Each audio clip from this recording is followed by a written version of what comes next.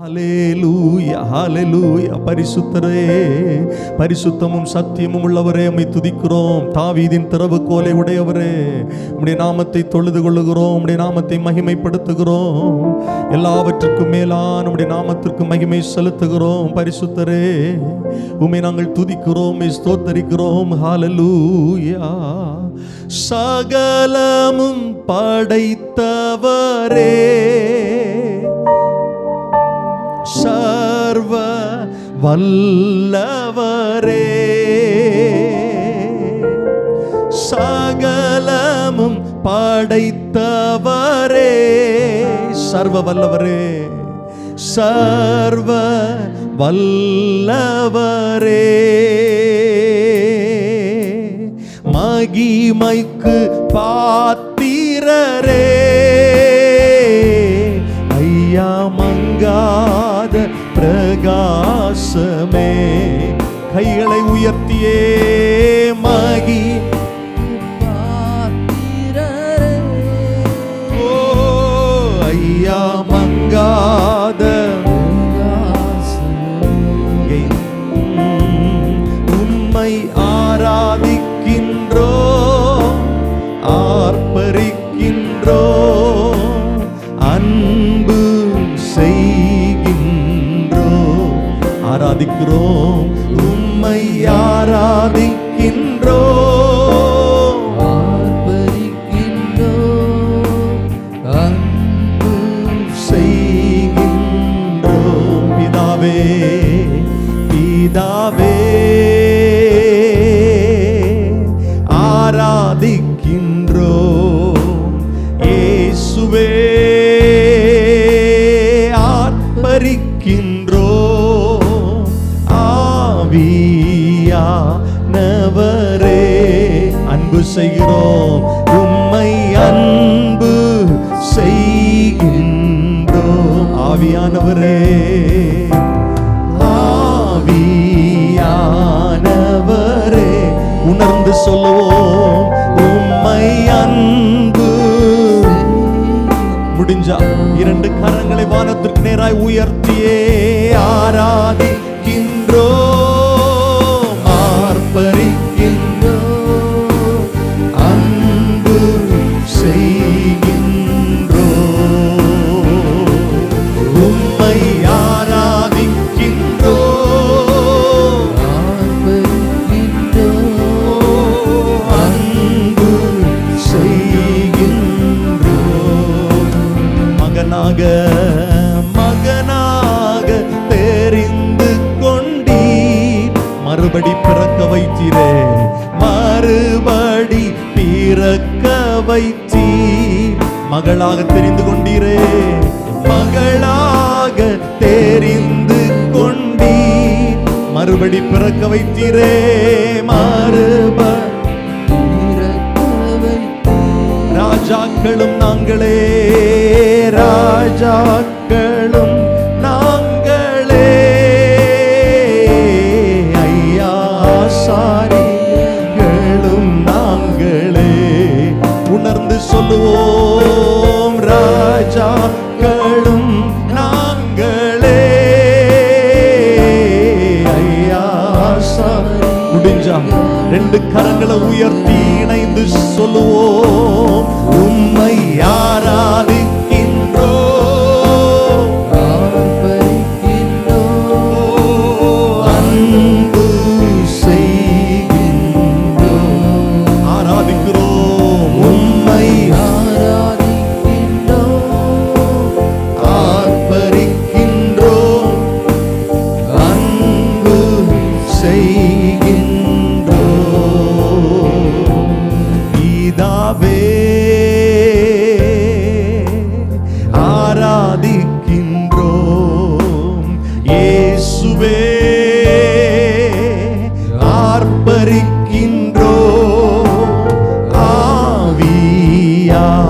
ஆவியானவரே உம்மை அன்பு செய்கிறோம், உம்மை செய்கின்றோம். ஆவியானவரே, ஆவி, ஓ ஜீசஸ் கிரைஸ்ட், ஆமென். உம்மை அன்பு ஒரு மனதோடு உம்மை ஆராதிக்கின்றோ, ஆர்ப்பரிக்கின்றோ, ஆராதிக்கிறோ, உம்மை ஆராதிக்கின்றோ, ஆர்ப்பரிக்கின்றோ.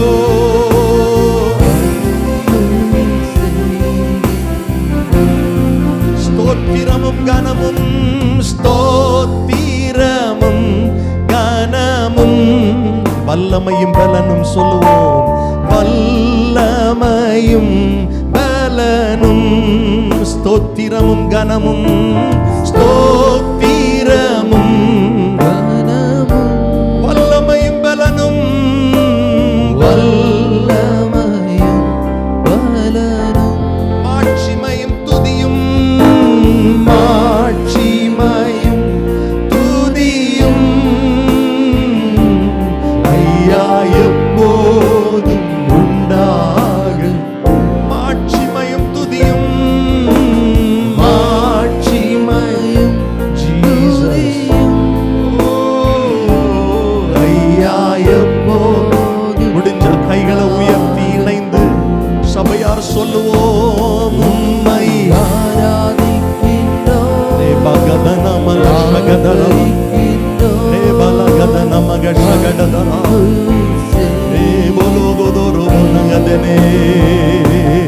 உம்மை ஆராதிக்கின்றோ,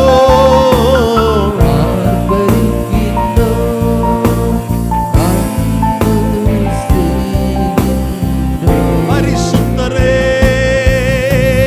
பரிசுத்தர் பரிசுத்தரே, பரலோக ராஜாவே பரலோக ராஜாவே, பரிசுத்தரே பரிசுத்தர் பரிசுத்தரே, பரலோக ராஜாவே பரலோக,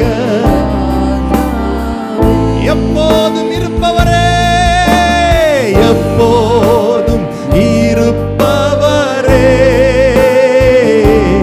ஐயா இனிமேலும் வருபவரே, என்றென்றைக்கும் இருக்கிறவரே, எப்போதும் இருப்பவரே, ஐயா இனிமேலும்.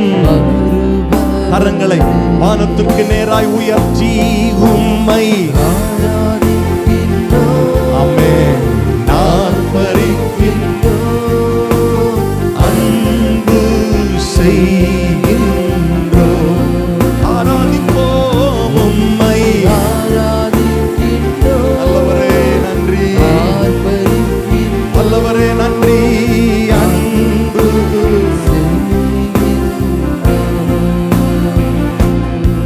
ஹalleluya ஹalleluya ஹalleluya ஹalleluya ஹalleluya. Thank you Jesus. கரங்களை உயர்த்தி சொல்லுவோம். ஹalleluya, ஆமென், ஹalleluya, ஹalleluya,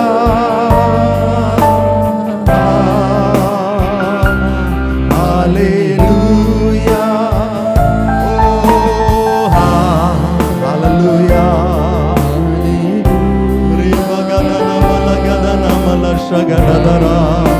ஹalleluya. இன்னும் சத்தமாய் சேர்ந்தே ஹalleluya. We lift up your holy name, O Lord. உம்முடைய நாமத்தை உயர்த்துகிறோம், உம்முடைய நாமத்தை தொழுது கொள்ளுகிறோம், ஆராதிக்கிறோம். இயேசுவே பரிசுத்தரே, ஹalleluya. நல்ல கரங்களை தட்டி இருக்கிறவராய் இருக்கிறவரை, சர்வ வல்லமை உள்ள தேவனை மகிமைப்படுத்தும்படி நல்ல கையை தட்டி ஓசை உள்ள கைத்தாளங்களோடு நம்முடைய கர்த்தரை துதிக்கலாம். கர்த்தர் நல்லவர், அவர் கிருபை என்றும் உள்ளது. தேவாதி தேவனை துதியுங்கள், அவர் நல்லவர், அவர் கிருபை என்றும் உள்ளது. கர்த்தாதி கர்த்தரை துதியுங்கள், அவர் நல்லவர், அவர் கிருபை என்றும் உள்ளது. நம்முடைய ஆண்டவரை துதியுங்கள், அவர் நல்லவர், அவர் கிருபை என்றும் உள்ளது. ஹல்லேலூயா. Thank you Jesus, thank you Jesus. நல்ல ஆண்டவரே, உம்முடைய அன்பின் கரங்களில் ஒப்பு கொடுக்கிறோம். இந்த ஆராதனை ஒவ்வொரு பகுதியில் உம்முடைய நாமம் உயர்ந்திருக்கட்டும். உம்முடைய சித்தத்தை நிறைவேற்றுகிற, உம்முடைய விருப்பம் நிறைவேறுகிற ஆராதனையாய் இதை கர்த்தர் இந்த நேரத்தை மாற்றித்தாரும் ஆண்டவரே. தேவனுக்கு பிரியமான ஆராதனை செய்ய எங்களை பலப்படுத்தும். இயேசுவின் நாமத்தில் ஜெபிக்கிறோம் நல்ல பிதாவே, ஆமென், ஆமென். அமர்ந்து கொள்ளலாம். நாம் சேர்ந்த ஆண்டவரை மகிமைப்படுத்தும்படி சில பாடல்களை பாடப்போகிறோம். நமக்கு தெரிந்த பாடல், தூயாதி தூயவரே உமது புகழை நான் பாடுவேன். இணைந்து பாடப்போகிறோம். ஆமென். கர்த்தர் பரிசுத்தர். ஆமென். நம் ஆராதிக்கிற ஆண்டவர் பரிசுத்தர் என்று சொல்லுகிறவர்கள் அல்லேலூயா சொல்லுங்க பார்க்கலாம். ஆமென். நம் ஆண்டவரை மகிமைப்படுத்துவோம், கர்த்தரை ஆராதிப்போம். கர்த்தர் நம் நடுவில் பெரிய காரியங்களை செய்வாராக. ஆமென். கரங்களை தட்டுவோம், சேர்ந்து பாடுவோம். ஆமென்.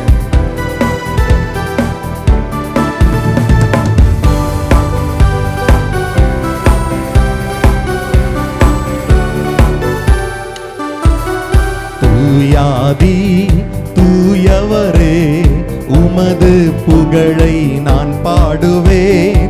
தூயாதி தூயவரே உமது புகழை நான் பாடுவேன். பாரில் எனக்கு வேறென்ன வேண்டும், உயிருள்ள வரையும் புகழ் பாட வேண்டும். பாரில் எனக்கு வேறென்ன வேண்டும், உயிருள்ள வரையும் புகழ் பாட வேண்டும். தூயாதி தூயவரே உமது, கரம் தட்டி பாடுவோம். தூயாதி உமது புகழை நான் பாடுவேன். சீடரின் கால்களை கழுவினவர் செந்நீரால் என்னுள்ளம் கழுவிடுமே. சீடரின் கால்களை கழுவினவர் செந்நீரால் என்னுள்ளம் கழுவிடுமே. பாரில் எனக்கு வேறென்ன வேண்டும், உயிருள்ள வரைவும் புகழ் பாட வேண்டும். பாரில் எனக்கு வேறென்ன வேண்டும், உயிருள்ள வரைவும் புகழ் பாட பாடுவோம். தூயாதி தூயவரே உமது புகழை நான் பாடுவேன். தூயாதி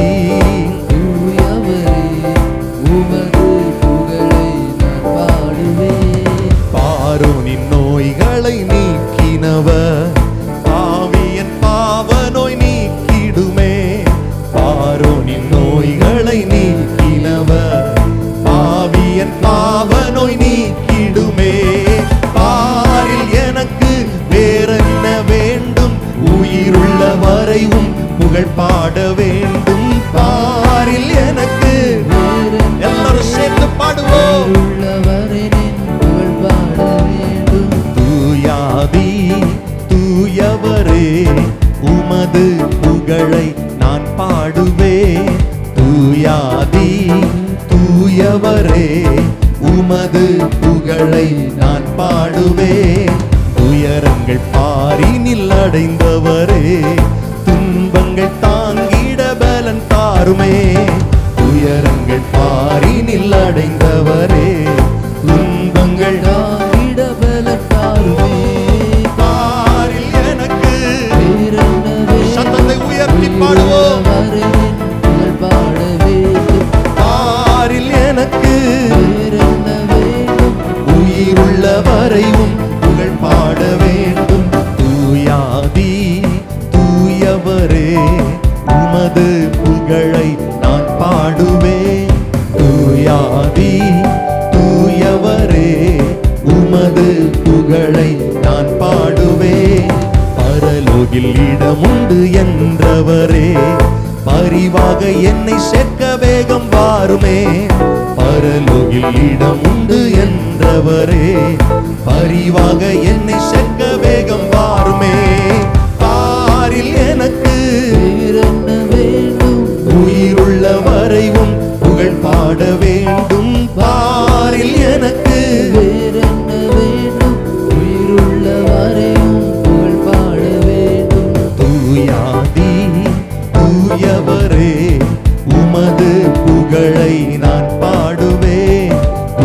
ராஜாதி தூயவரே, உமது புகழை நான் பாடுவேன். கைகளை தட்டி சொல்லுவோம்.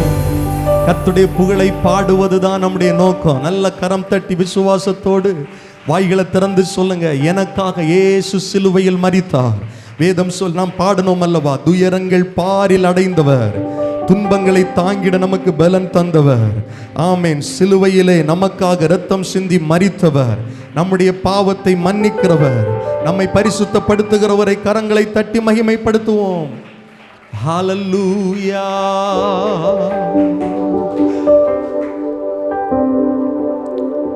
வேதம் சொல்லுகிறது,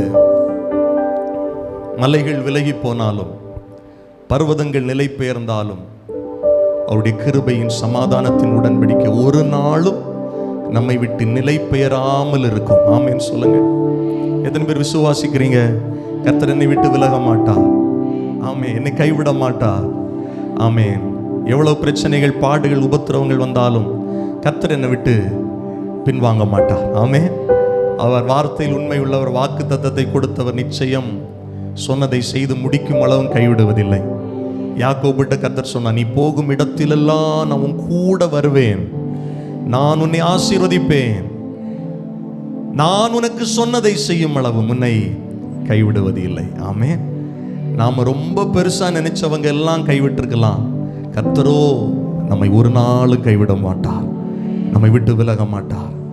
ஹல்லேலூயா. மலைகள் விலகி போனாலும் பர்வதங்கள் பெயர்ந்து போனாலும் அவர் கிருபை, அவர் கிருபை, அவர் இரக்கம் மாறாது எந்தன் வாழ்விலே.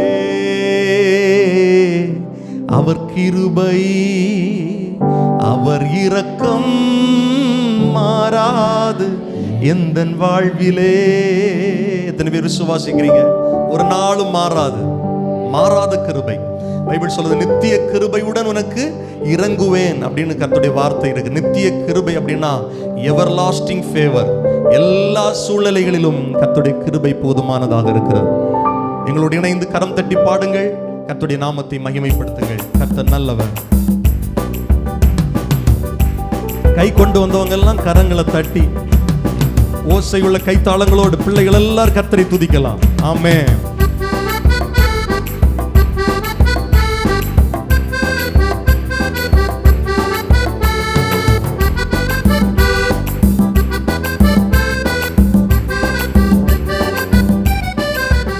மலைகள் விலகி போனாலும் பர்வதங்கள் பெயர்ந்து போனாலும், மலைகள் விலகி போனாலும் பர்வதங்கள் பெயர்ந்து போனாலும்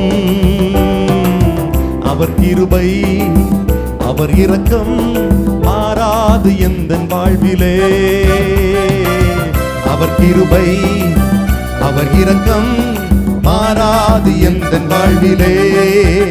மலைகள் விலகி போனாலும் பர்வதங்கள் பெயர்ந்து போனாலும், சேர்ந்து பாடுவோம். மலைகள் விலகி போனாலும் பர்வதங்கள் பெயர்ந்து போனாலும் அவர் கிருபை, அவர் கிருபை, அவர் இரக்கம் மாறாது எந்தன் வாழ்விலே. அவர் கிருபை, அவர் இரக்கம் மாறாது எந்தன் வாழ்விலே. என்னை விட்டு விலகாத ஆண்டவர், என்னை ஒருபோதும் கைவிடாத சிநேகிதர். என்னை விட்டு விலகாத ஆண்டவர், என்னை ஒருபோதும் கைவிடாத சிநேகிதர். எனக்காக ஜீவன் தந்த இரட்சகர், என் வாழ்வில் என்று போதுமானவர். எனக்காக ஜீவன் தந்த இரட்சகர், பாடுவோம், என் வாழ்வில் என்றும் போதுமானவர். மலைகள் விலகி போனாலும் பர்வதங்கள் பெயர்ந்து போனாலும், மலைகள் மலைகள் விலகி போனாலும் பர்வதங்கள் பெயர்ந்து போனாலும் அவர் கிருபை, அவர் கிருபை, அவர் இரக்கம் மாறாது எந்தன் வாழ்விலே. அவர் கிருபை, அவர் இரக்கம் மாறாது எந்தன் வாழ்விலே. யெகோவா நிசி எந்தன் ஜெயமானவர், யெகோவா ஷம்மா என்னோடு இருப்பவர், யெகோவா நிசி எந்தன் ஜெயமானவர். பாடுவோம். யெகோவா ஷம்மா என்னோடு இருப்பவர், என் வாழ்வின் நம்பிக்கையானவர், என் வாழ்வில் என்று போதுமானவர், என் வாழ்வின் நம்பிக்கையானவர். பாடுவோம். என் வாழ்வில் என்றும் போதுமானவர். மலைகள் மலைகள் விலகி போனாலும், பர்வதங்கள் பெயர்ந்து போனாலும், மலைகள் மலைகள் விலகி போனாலும், பர்வதங்கள் பெயர்ந்து போனாலும், அவர் கிருபை அவர் கிருபை அவர் இரக்கம் மாறாது எந்தன் வாழ்விலே சேர்ந்து பாடுவோம். அவர் கிருபை அவர் இரக்கம் மாறாது எந்தன் வாழ்விலே. யெகோவா ராஃபா எந்தன் சுகமானவர், யெகோவா ரூவா எந்தன் மெய்ப்பரானவர், யெகோவா ராஃபா எந்தன் சுகமானவர், யெகோவா ரூவா எந்தன் மெய்ப்பரானவர், வழுவாமல் என்னை என்றும் காப்பவர், என் வாழ்வில் என்றும் போதுமானவர், வழுவாமல் என்னை என்றும் காப்பவர், என் வாழ்வில் என்றும் போதுமானவர். எல்லாரும் சேர்ந்து. மலைகள் விலகி போனாலும், பர்வதங்கள் பெயர்ந்து போனாலும், மலைகள் விலகி போனாலும், பர்வதங்கள் பெயர்ந்து போனாலும், அவர் கிருபை அவர் கிருபை அவர் இரக்கம் மாறாது எந்தன் வாழ்விலே.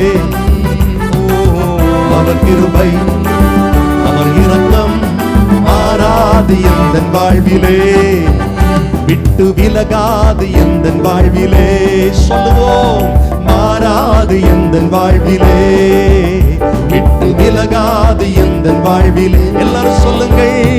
மாறாது இயேசுவின் கிருபை விட்டு விலகாது எந்தன் வாழ்விலே ஆமென். மாறாது எந்தன் வாழ்விலே, விட்டு விலகாது எந்தன் வாழ்விலே. கைகளை தட்டி கர்த்தரை ஆராதிப்போம். நம்மை விட்டு விலகாத ஆண்டவர், நம்மை ஒரு நாளும் கைவிடாதவர், நமக்காக ஜீவனையே தந்தவர், அவரே மகிமைக்கு பாத்திரர் என்று சொல்லுகிறவர்கள் கரங்களை தட்டி ஓசை உள்ள கைத்தாளங்களோடு கர்த்தரை மகிமைப்படுத்துவோம். ஹalleluya ஹalleluya. ராஜாதிராஜனாம் இயேசுராஜன் இந்த பூமியில் ஆட்சி செய்வார். அல்லேலூயா அல்லேலூயா அல்லேலூயா. தேவனை துதியுங்கள். ராஜாதிராஜனாம் இயேசுராஜன் இந்த பூமியில் ஆட்சி செய்வார். அல்லேலூயா அல்லேலூயா. தேவனை துதியுங்கள். எத்தனை பேர் நம்புறீங்க ஆண்டவர் இந்த பூமியை ஆட்சி செய்வார் அப்படின்னு சொல்றவங்க ஒரு அல்லேலூயா சொல்லுங்க பார்க்கலாம். நிறைய பேர் எப்படி நினைக்கிறாங்க அப்படின்னா, ஆண்டவர் ஆட்சி செய்வார், ஆண்டவருடைய 2ஆம் வருகை இதெல்லாம் பரலோகத்துக்கு போனதுக்கு பிறகு மட்டும்தான் அப்படின்னு நினைக்கிறாங்க.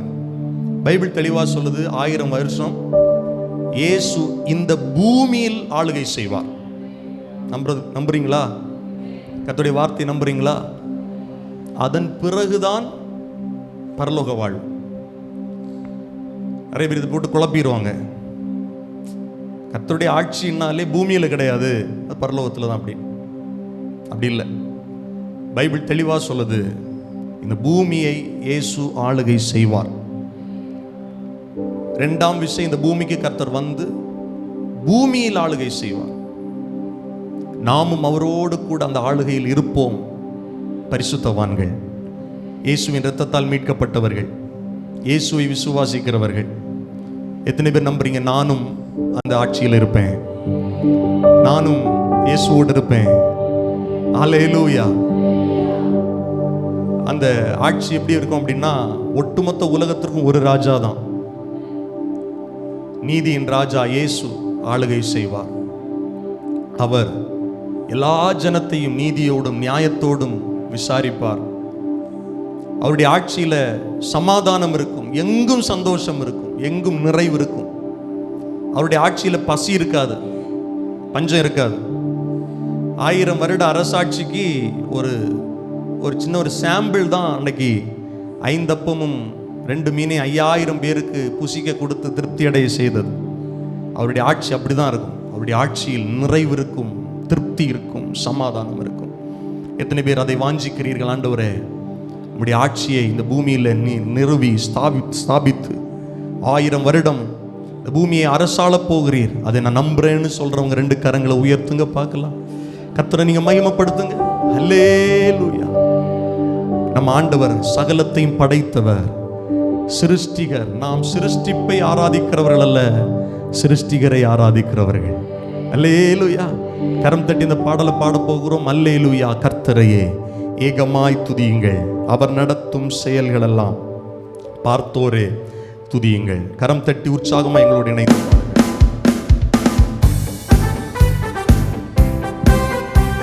எல்லார் கரங்களை தட்டி பாடுவோம்.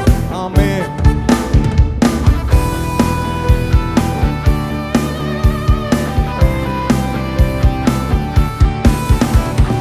அல்லேலூயா.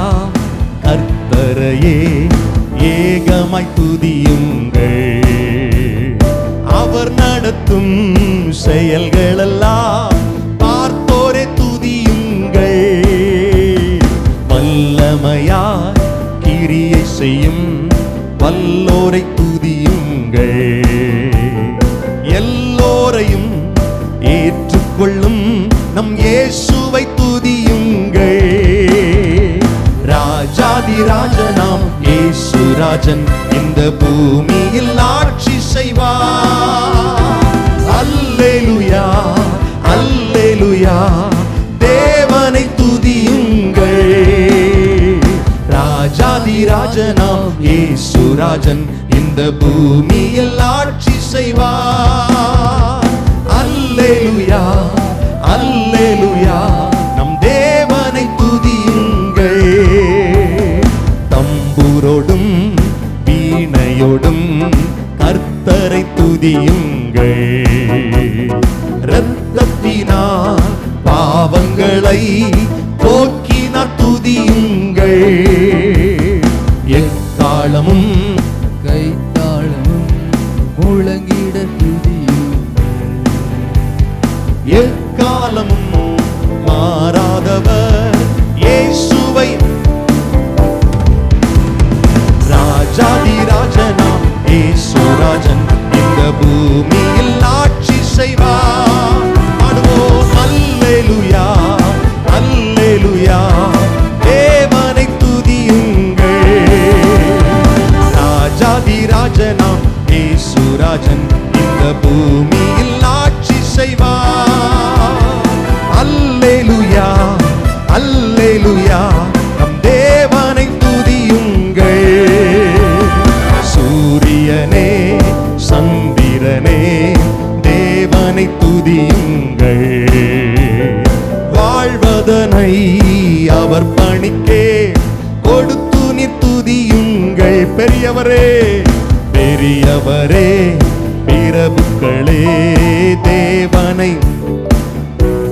ஆமென். வாழ்வதனை அவர் கொடுத்து நீர் துதியுங்கள்.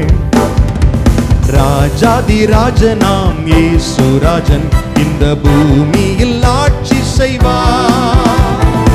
அல்லேலூயா, அல்லேலூயா.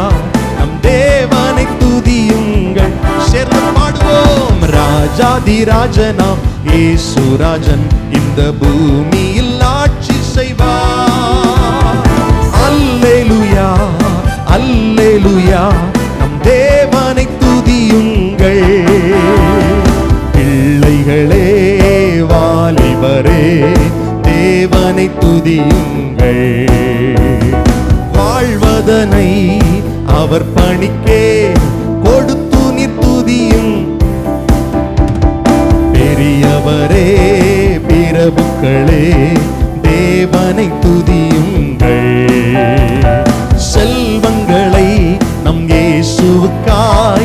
செலுத்தி நீ துதியுங்கள். கரங்களை தட்டி ராஜாதி ராஜனாம் இயேசுராஜன் இந்த பூமியில் ஆட்சி செய்வார்.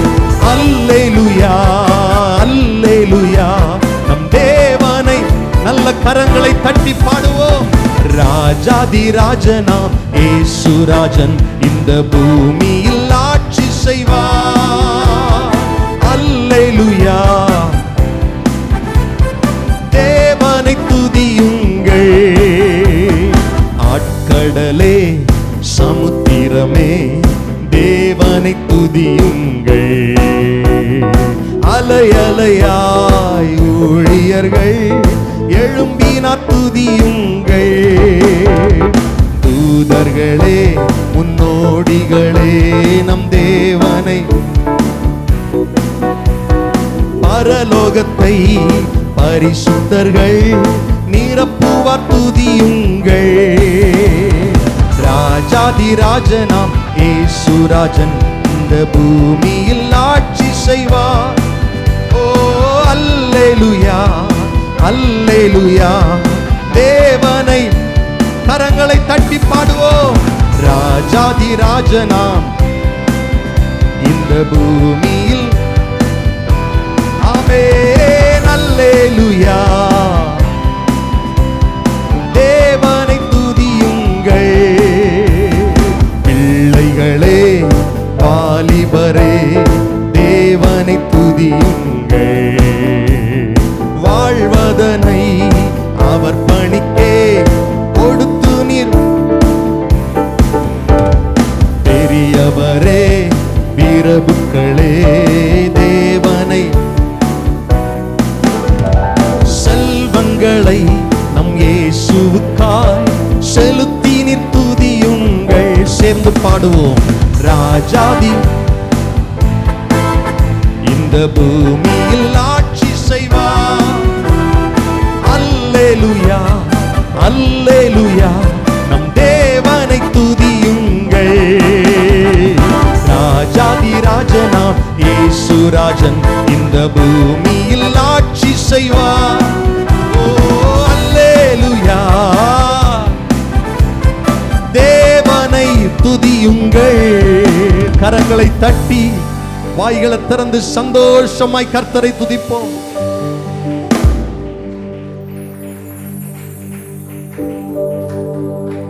பத்தொன்பதாவது சங்கீதத்தில் ஆண்டுடைய வார்த்தைகள் சொல்லப்படுகிறது. வானங்கள் தேவனுடைய மகிமையை வெளிப்படுத்துகிறது. ஆகாய விரிவு அவருடைய கரங்களின் கிரியையை அறிவிக்கிறது. பகலுக்கு பகல் வார்த்தைகளை பொழிகிறது. இரவுக்கு இரவு அறிவை தெரிவிக்கிறது. அவைகளுக்கு பேச்சும் இல்லை வார்த்தையும் இல்லை. அவைகளின் சத்தம் கேட்கப்படுவதும் இல்லை.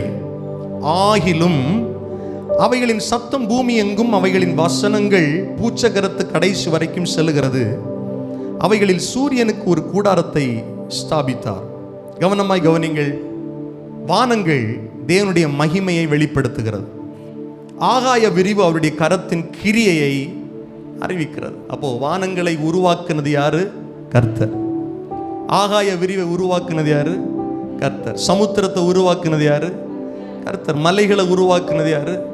கர்த்தர். அல்லேலூயா. ஏதோ ஒரு விதத்தில் இந்த உலகத்திலே சிருஷ்டிக்கப்பட்டவைகள் இயற்கை கர்த்தரை மகிமைப்படுத்துகிறது. அதான் பைபிள் சொல்லுது, அவருடைய கரத்தின் கிரியையை வானங்கள் ஆகாய விரிவு அறிவிக்கிறது. ஆனால் அதுக்கு சத்தமும் இல்லை, அவனுக்கு வார்த்தையும் இல்லை. ஆனாலும் இரவுக்கு இரவு பகலுக்கு பகல், இரவு பகல் இரவு வானத்தை பார்க்கும்போது அதில் இருக்கிற நட்சத்திரங்கள் அவ்வளோ அழகா இருக்கு. அதை பார்க்கும்போதே நமக்கு தோணுது, ஆண்டவர் எவ்வளோ அழகா ஆகாய விரிவை பார்க்கும்படி வச்சிருக்கிறார் இல்ல. பகல் நேரத்தில் சூரியன் ஆண்டுடைய மகிமையை அது வெளிப்படுத்துது, அவருடைய கிரியையை அறிவிக்கிறது. இவ்வளவு நேர்த்தியாய் உலகத்திற்கு வெளிச்சத்தை கொடுக்க பகலாக்க இந்த சூரியனை கர்த்தர் படைச்சிருக்கிறாரு. ஆனா அறிவில்லாத மனுஷன் என்ன செய்யறான் அப்படின்னா படைப்புகளை வணங்குறான். ஆனா பைபிள் தெளிவாய் சொல்லுகிறது, படைப்புகளை அல்ல படைத்தவரை வணங்க வேண்டும். அல்லேலூயா சொல்லுங்க.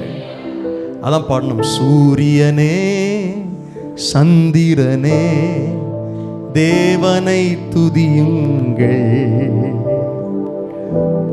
ஒளியதனை எங்கள் உள்ளம் அளித்தோரை துதியுங்கள். அக்கினி, கல்மழை, இயற்கை எல்லாவற்றையும் கர்த்தர் தான் படைச்சான். காலையில் நான் விசுவாசிக்கிறேன், இந்த குருவிகள் எல்லாம் அப்படி பாட்டு பாடிக்கிட்டே போகுது பாருங்க. நான் நம்புறேன் அது கர்த்தரை மகிமைப்படுத்துது. அல்லேலூயா. அது அது எனக்கு உணர்த்துது, நீயும் காலையில் எழும்பணும்னா கர்த்தரை மகிமைப்படுத்தணும். இந்த குருவிகளுடைய சத்தம் அது காலையில் அவ்வளோ அற்புதமாக இருக்கும். முன்னால் மாதிரி நிறைய குருவிகள் இப்போ இல்லை நம்ம தேசத்தில். அது என்னன்னு தெரியல, இந்த நெட்வொர்க் எல்லாம் வந்ததுனால என்னன்னு தெரியல. ஆனால் இப்போவும் எங்கள் பார்வதிபுரம் வீட்டு பக்கத்தில் காலையில் பார்த்தீங்கன்னா, வீட்டு பக்கத்தில் கொஞ்சம் மரங்கள் இருக்கிறது, நிறைய குருவிகள், விதவிதமான குருவிகள் வரும், சத்தம் போட்டுட்டே இருக்கும். அதை பார்க்கும் போதெல்லாம் எனக்கு ஒரு உணர்வு, அதே கர்த்தரை மகிமைப்படுத்துது. காலையில் ஈவினிங் எல்லாம் பார்க்க முடியாது, மத்தியான வேலையிலலாம் பார்க்கணும். காலையில் அதுக்கு சத்தம் பயங்கரமாக இருக்கும். அது எனக்கு உணர்த்துது, எனக்கு சொல்லி தருது. ஆத்துமா இல்லாத நானே கர்த்தரை துதிக்கிறேன்னா, ஆத்துமாவை போட இருக்கிற நீ ஏன் வாயை மூடிட்டு இருக்கிற? சத்தமா கர்த்தரை துதி. பைபிள் சொல்லுது, மரித்தவர்களும் மௌனத்தில் இறங்கிறவர்களும் கர்த்தரை துதியார்கள். உங்களுக்கு மேல நாசியில சுவாசம் இருந்தா எல்லாரும் கர்த்தரை துதிக்கணும். பைபிள் சொல்லுது, நாசியில் சுவாசம் உள்ள யாவும் கர்த்தரை துதிப்பதாக. நம்ம எல்லாரும் அப்படி எழுந்து நிற்கலாமா? ராஜாதி ராஜனாம் இயேசு ராஜன் இந்த பூமியில் ஆட்சி செய்வார். அல்லேலூயா, அல்லேலூயா. தேவனை கரங்களை தட்டி பாடுவோம் சேர்ந்து. ராஜாதி ராஜனாம் இயேசு ராஜன் இந்த பூமியில். ஓ அல்லேலூயா. கரங்களை தட்டி.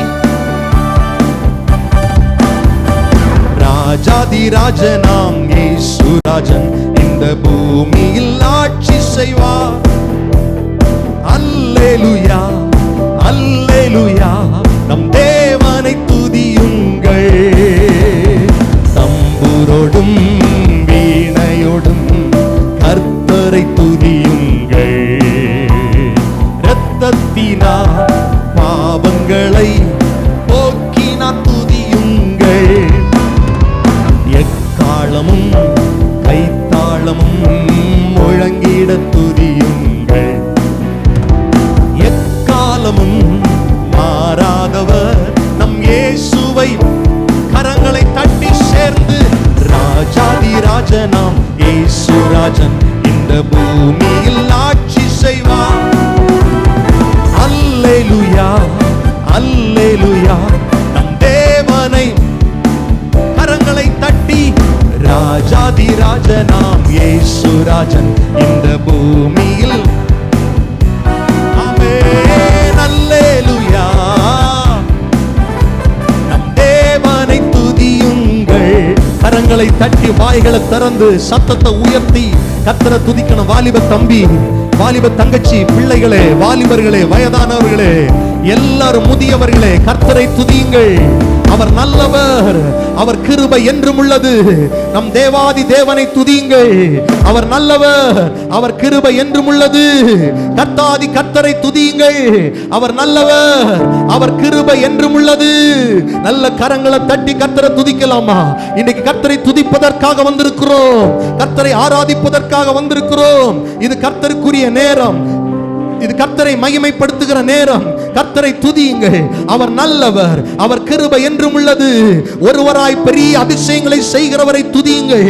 அவர் கிருபை என்றும் உள்ளது. வானங்களை ஞானமாய் உண்டாக்கினவரை துதியுங்கள். அவர் கிருபை என்றும் உள்ளது. தண்ணீர்களுக்கு மேலே பூமியை பரப்பினவரை துதியுங்கள். அவர் கிருபை என்றும் உள்ளது. பெரிய சுடர்களை உண்டாக்கினவரை துதியுங்கள். அவர் கிருபை என்றும் உள்ளது. பகலில் ஆள சூரியனை படைத்தவரை துதியுங்கள். அவர் கிருபை என்றும் உள்ளது. இரவில் ஆள சந்திரனையும் நட்சத்திரங்களை படைத்தவரை துதியுங்கள். அவர் கிருபை என்றும் உள்ளது. கையை தட்டி தான் கர்த்தரை துதிக்கலாமே, வாயை திறந்து தான் சத்தமா துதிக்கலாமே. அல்லேலூயா. அவர் நல்லவர், அவர் வல்லவர், அவர் கிருபை என்றும் உள்ளது.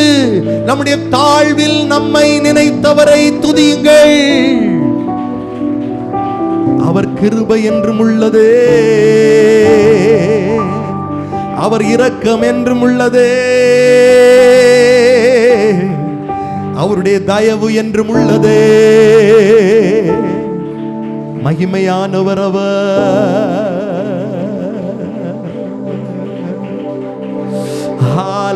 ஹல்லேலூயா, ஹல்லேலூயா, ஹல்லேலூயா, ஹல்லேலூயா. யாவே ஹாலே ஹல்லேலூயா சொல்லுவோம். யாவே ஹாலே ஹல்லேலூயா. நல்லவரே உம்மை ஆராதிப்பே, வல்லவரே உம்மை ஆராதிப்பே, நல்லவரே உம்மை ஆராதிப்பே, வல்லவரே உம்மை. முடிஞ்ச கைகளை உயர்த்தியே ஆராதிப்பே, நான் ஆராதிப்பே ஆண்டவர்.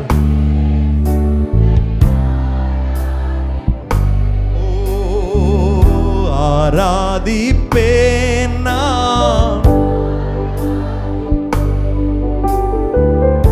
ஆண்டவர் இயேசுவை. பரிசுத்த உள்ளத்தோடு, பரிசுத்த உள்ளத்தோடு ஆமென். பணிந்து குனிந்து பரிசுத்த உள்ளத்தோடு, பரிசுத்த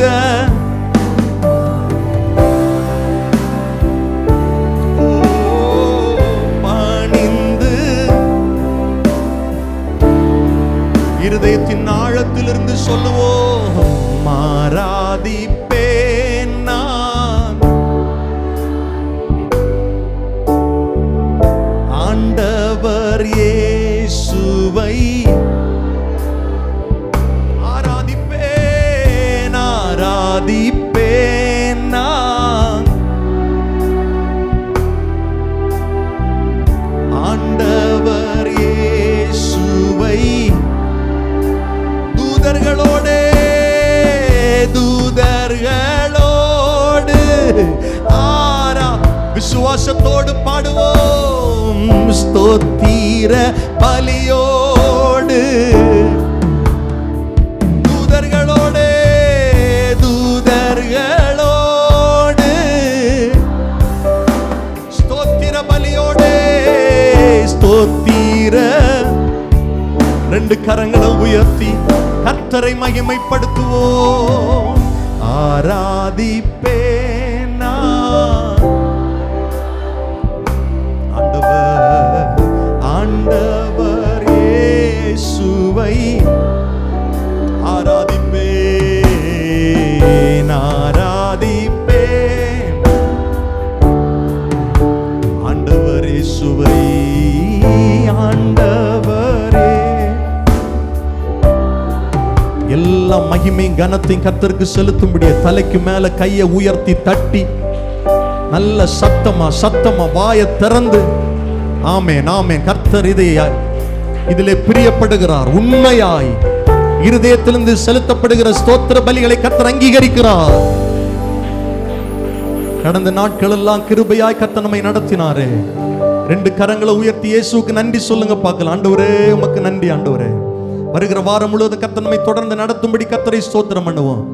எல்லா அகால மரணங்கள், இயற்கையினால் வருகிற பாதிப்புகள், விபத்துகள், நாச மோசங்கள் இவைகளிலிருந்து நம்மை விலக்கி தப்புவித்து கர்த்தர் நம்முடைய குடும்பங்களை பாதுகாக்கும்படியாய் ஸ்தோத்திரம் பண்ணுங்க ஆண்டவரே. இந்த வாரம் முழுவதும் நம்முடைய பாதுகாப்பு எங்கள் குடும்பங்களை சூழ்ந்திருக்கட்டும், பிள்ளைகளை சூழ்ந்திருக்கட்டும், வெளிநாடுகளில் வெளியூர்களில் இருக்கிற எங்கள் சகோதரர்களை சூழ்ந்திருக்கட்டும். கர்த்தர் பாதுகாத்துக் கொள்ளுங்க. சமாதானத்தை கொடுங்க ஆண்டவரே. இந்த வாரம் உடைய பிள்ளைகள் செய்கிற கையில் வேலைகள் எல்லாவற்றையும் கர்த்தர் ஆசீர்வதிங்க. போகையிலும் வருகையிலும் பாதுகாப்பாய் கர்த்தர் நடத்துங்க. சொந்தமான வீடு இல்லாதவர்களுக்கு கர்த்தர் சீக்கிரத்தில் சொந்தமான வீட்டை கொடுத்து ஆசீர்வதிங்க ஆண்டவரே. நன்றி சொல்லுகிறோம், நன்றி சொல்லுகிறோம். தொடர்ந்து கர்த்தர் நடத்துங்க, கிருபை தாங்க ஆண்டவரே. எங்கள் சபையை சுற்றிலும் இருக்கிற ஜனங்கள் ரட்சிக்கப்பட ஜெபிக்கிறோம், கிராமங்கள் ரட்சிக்கப்பட ஜெபிக்கிறோம். ஒரு பெரிய எழுப்புதல், அப்போஸ்தல நாட்கள் நடந்த எழுப்புதல் எங்கள் நாட்களிலும் சபையை சுற்றிலும் இருக்கிற கிராமங்களில் உண்டாகட்டும். இயேசுவை ஜனங்கள் ஏற்றுக்கொள்ளட்டும். கர்த்தரே தெய்வம் என்று முழங்கத்தக்கதாய் கர்த்தர் ஒரு பெரிய மாற்றத்தை எங்கள் பகுதிகளில் நீர் உண்டு பண்ணி கொண்டிருக்கிறதற்காய் ஸ்தோத்திரம். நன்றி சொல்லுகிறோம் ஆண்டவரே. ஊழியங்களை கர்த்தர் ஆசீர்வதியும், தொடர்ந்து கர்த்தர்களை நடத்தும். தேசத்தை ஆசீர்வதியும், தேசத்தை ஆளுகிற தலைவர்களை ஆசீர்வதியும். நல்ல நாம மகிமை அடையும். ஒரு விஷயம் 2 கரங்களை உயர்த்தி நாம் தொடர்ந்து ஜெபித்துக் கொண்டிருக்கிறது போல அருமையான நம்முடைய சகோதரி பெலிண்டா அவருடைய மகன் அறுவை சிகிச்சை முடிந்து அவங்க ட்ரீட்மெண்ட்ல இருக்கிறாங்க. கையை உயர்த்தி சொல்லுங்க, ஆண்டவரே நாங்கள் வருடக்கணக்கில் ஜெபிக்கிறோம், அந்த மகனை நீர் நடக்க பண்ணுகிறதற்காய் ஸ்தோத்திரம். இந்த பிள்ளை நீர் ஆசீர்வதிக்கிறதற்காய் ஸ்தோத்திரம். அவன் நடந்து சபைக்கு வருகிறதை எங்கள் கண்கள் பார்க்கணும். கர்த்தரை மகிமைப்படுத்தணும். உம்முடைய ஆளுகை அந்த சரீரத்தில் இப்பொழுதே இறங்குகிறதற்காய் ஸ்தோத்திரம். நீர் பலப்படுத்தும், நீர் ஆசீர்வதி. தொடர்ந்துள்ள பகுதியினுடைய நாம் மகிமைப்படட்டும். இயேசுவின் நாமத்தில் ஜெபிக்கிறோம் நல்ல பிதாவே, ஆமென். எல்லாரும் அப்படி முழங்கால் படியிடலாம், நாம் ஜெபிப்போம். ஆண்டவருடைய சமூகத்தில் கூடி வந்திருக்கிற தேவனுடைய பிள்ளைகளே, ரொம்ப முக்கியமான ஒரு நேரத்தில் நாம் வந்திருக்கிறோம். நாம் ஜெபிப்பது ரொம்ப முக்கியம். ஜெபிக்கலைன்னா ஆண்டவருடைய சமூகத்திலிருந்து நாம் ஜெயத்தை பெற்றுக்கொள்ள முடியாது. வேதம் சொல்லுகிறது, கேட்கிற எவனும் பெற்றுக்கொள்ளுகிறான் அப்படின்னா கேட்காதவன் பெற்றுக்கொள்ள மாட்டான் அப்படின்னு அர்த்தம். நீங்கள் கர்த்தருடைய சமூகத்தில் கேட்டால் பெற்றுக்கொள்ளுவீர்கள். கேளுங்கள், உங்களுக்கு கொடுக்கப்படும். தட்டுங்கள், திறக்கப்படும். தேவ சமூகத்தில், தேவ பிரசன்னத்தில் வந்திருக்கிற தேவ பிள்ளையே, பலவிதமான தேவைகள் மத்தியில் நீங்கள் இருக்கலாம். குழப்பங்களோடு ஒருவேளை வந்திருக்கலாம். பிரச்சனைகள் மத்தியில் நீங்கள் வாழுகிறவங்களா இருக்கலாம். கர்த்தரிடத்தில் தீர்வு இருக்கிறது, கர்த்தரிடத்தில் நன்மை இருக்கிறது. நீங்கள் சரியான இடத்துல வந்திருக்கிறீர்கள். சரியான இயேசுவை தேடி வந்திருக்கிறீர்கள். உங்கள் கடன் பாரங்களை மாற்ற இயேசு போதுமானவர். உங்கள் தேவைகளை சந்திக்க இயேசு போதுமானவர். பிள்ளைகளுடைய திருமண காரியத்தை நடத்த இயேசு போதுமானவர். குழப்பங்களை மாற்ற இயேசு போதுமானவர்.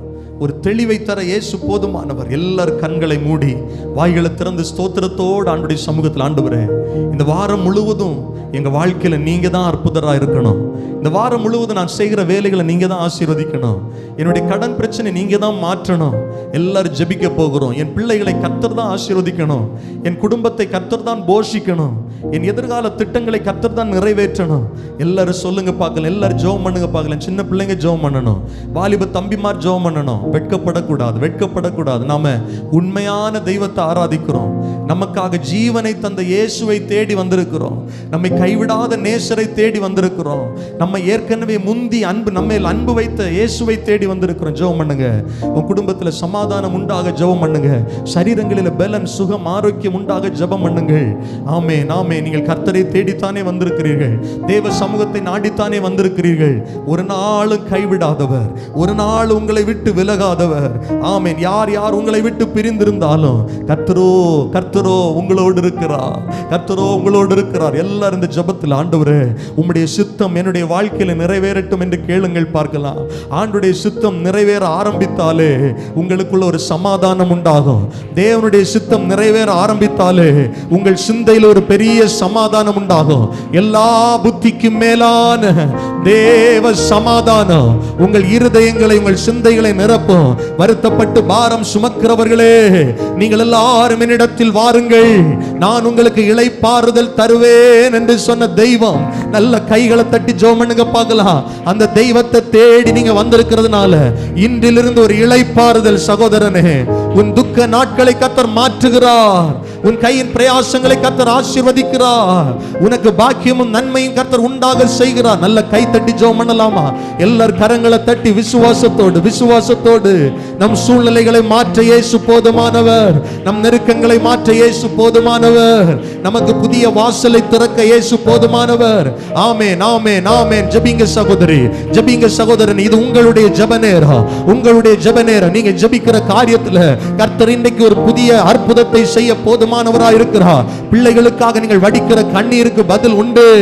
எவ்வளவு நாள் தான் ஒரே ஜெபத்துக்கு நான் ஜெபம் பண்ணிட்டு இருப்பேன், இன்னும் என் வாழ்க்கையில் அற்புதம் நடக்கல என்று காத்திருக்கிறீங்களா? சீக்கிரத்துல பைபிள் சொல்லுது, சீக்கிரத்தில் கர்த்தர் உங்களுக்கு நியாயம் செய்வார். இரவும் பகலும் தம்மை நோக்கி கூப்பிடுகிற தம்மால் தெரிந்து கொள்ளப்பட்டவருடைய விஷயத்துல கர்த்தர் நீடிய பொறுமை உள்ளவராயிருந்து சீக்கிரத்துல நியாயம் செய்வார். நல்ல கரங்களை தட்டி ஜெபம் பண்ணுங்க, சத்தத்தை உயர்த்தி ஜெபம் பண்ணுங்க. பிள்ளைகளுடைய மேல் படிப்பிற்காக ஜெபிக்கிறவர்கள் கர்த்தர் அற்புதங்களை செய்ய ஆயத்தப்படுகிறார். அல்லேலூயா. நெருக்கங்கள் மாறும், பண பற்றாக்குறைகள் மாறும், சரீர பலவீனங்கள் மாறும், குடும்பங்களில் சமாதானம் உண்டாகும். நீங்கள் ஜெபிக்கிற ஜெபங்கள் வீண் போகாது. எல்லாரும் சொல்லுங்க பார்க்கலாம், ஆண்டவரே இந்த நாளில் நான் ஜெபிக்கிற ஜெபத்திற்கு இந்த வாரத்தில் ஒரு அற்புதம் செஞ்சா வருகிற வாரத்தில் ஆண்டவரே சபையில வந்து கைகளை உயர்த்தி நன்றி ஆண்டவரே என்று சாட்சியா சொல்லுவேன் அப்படின்னு சொல்ற எத்தனை பேர் இருக்கிறீங்க? ஆண்டவருடைய நாம மகிமைப்படும்படியாய் இந்த வாரத்தில் ஒரு அற்புதத்தை கர்த்தர் செய்கிறார். உன் குடும்பத்துல செய்கிறார், உன் தனிப்பட்ட வாழ்க்கையில செய்கிறார், உன்னுடைய வாழ்க்கையில உன்னுடைய பிரயாணத்தை வாய்க்க பண்ணுவார். கர்த்தர் உன் பிரயாணங்களை வாய்க்க பண்ணுவார். கர்த்தருடைய பிரயாணங்களை வாய்க்க பண்ணுவார். ஆண்டவரே கூடி வந்திருக்கிற ஒவ்வொருவரையும் கர்த்தர் ஆசீர்வதிங்க. ஆண்டவரே உடைய பிள்ளைகள் ஜெபித்த ஜெபங்களுக்கு கர்த்தர் பதில் கொடுங்க. ஆண்டவரே கடன் பாரங்கள், சரீர வியாதிகள், இன்னும் ஆண்டவரே குழந்தை இல்லாத நிலைகள் மாற, ஆண்டவரே பிள்ளை ஆசீர்வாதம் உண்டாக, விசேஷமாக ஆண்டவரே பிள்ளைகளுக்கான படிப்பு காரியங்கள், எதிர்காலம், கடன் பிரச்சனைகள் மாற ஜெபிக்கிறவங்க உண்டு. ஒரு நல்ல வேலை கிடைக்கணுமேன்னு ஜெபிக்கிறவங்க உண்டு. இயேசுப்பா எது வரைக்கும் நான் இந்த வேலைக்காய் காத்திருப்பேன், தோற்று போய் இருக்கிறேன், எனக்கு ஒரு வேலை வேணுமேன்னு சொல்றவங்க உண்டு. இன்னும் தொழில் ஆசீர்வாதங்களுக்காக ஜெபிக்கிறவர்கள் உண்டு. உங்களுடைய பிள்ளைகள் மகிழ்ந்திருக்கும்படி கர்த்தர் கிரியை செய்யுங்கப்பா. இந்த பிள்ளைகளை மகிழ பண்ணுங்க ஆண்டவரே. நீர் நேற்றும் இன்றும் என்றும் மாறாதவர். நம்ம எல்லாரும் அப்படி எழுந்து நிற்கலாமா தேவ சமூகத்தில்? முடிஞ்ச 2 கரங்களை உயர்த்தி வானத்திற்கு நேராக கர்த்தருக்கு நன்றி சொல்லுவோம். இயேசுவே ஆண்டவர், மரணத்தினின்று உயிர் தெழுந்தார். கால்கள் யாவும் முடங்கும், நாவு யாவும் அந்த இயேசுவே ஆண்டவர். எல்லா நாவுகளும் அறிக்கை பண்ணட்டும், இயேசுவே. தம்பி பாடு, ஆண்டவர் பாடுங்க தம்பி. மரணத்தினின்று உயிர் தெழுந்தார். கால்கள் யாவும் முடங்கும், நாவு யாவும் போற்றிடும் அந்த இயேசுவே ஆண்டவர். அந்த இயேசுவே ஆண்டவர். எல்லா நாமத்திற்கும் மேலான நாமத்தை உடைய இயேசுவே நாங்கள் உம்மை உயர்த்துகிறோம்.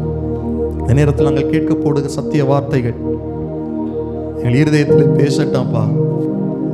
ஆவியானவர் இடைபடுங்க ஆண்டவரே, எங்களை மறைத்துக் கொள்ளுங்க. எங்கள் மேல உங்களுடைய கிருபை இருக்கட்டும்.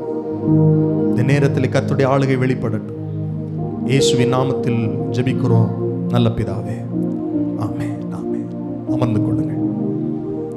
ஏசாயா 53வது அதிகாரத்தை திருப்பிக் கொள்ளுங்கள். கர்த்தருடைய வார்த்தைகளை நாம் தொடர்ந்து தியானிப்போம். கர்த்தர் நமக்கு கிருபை தருவாராக.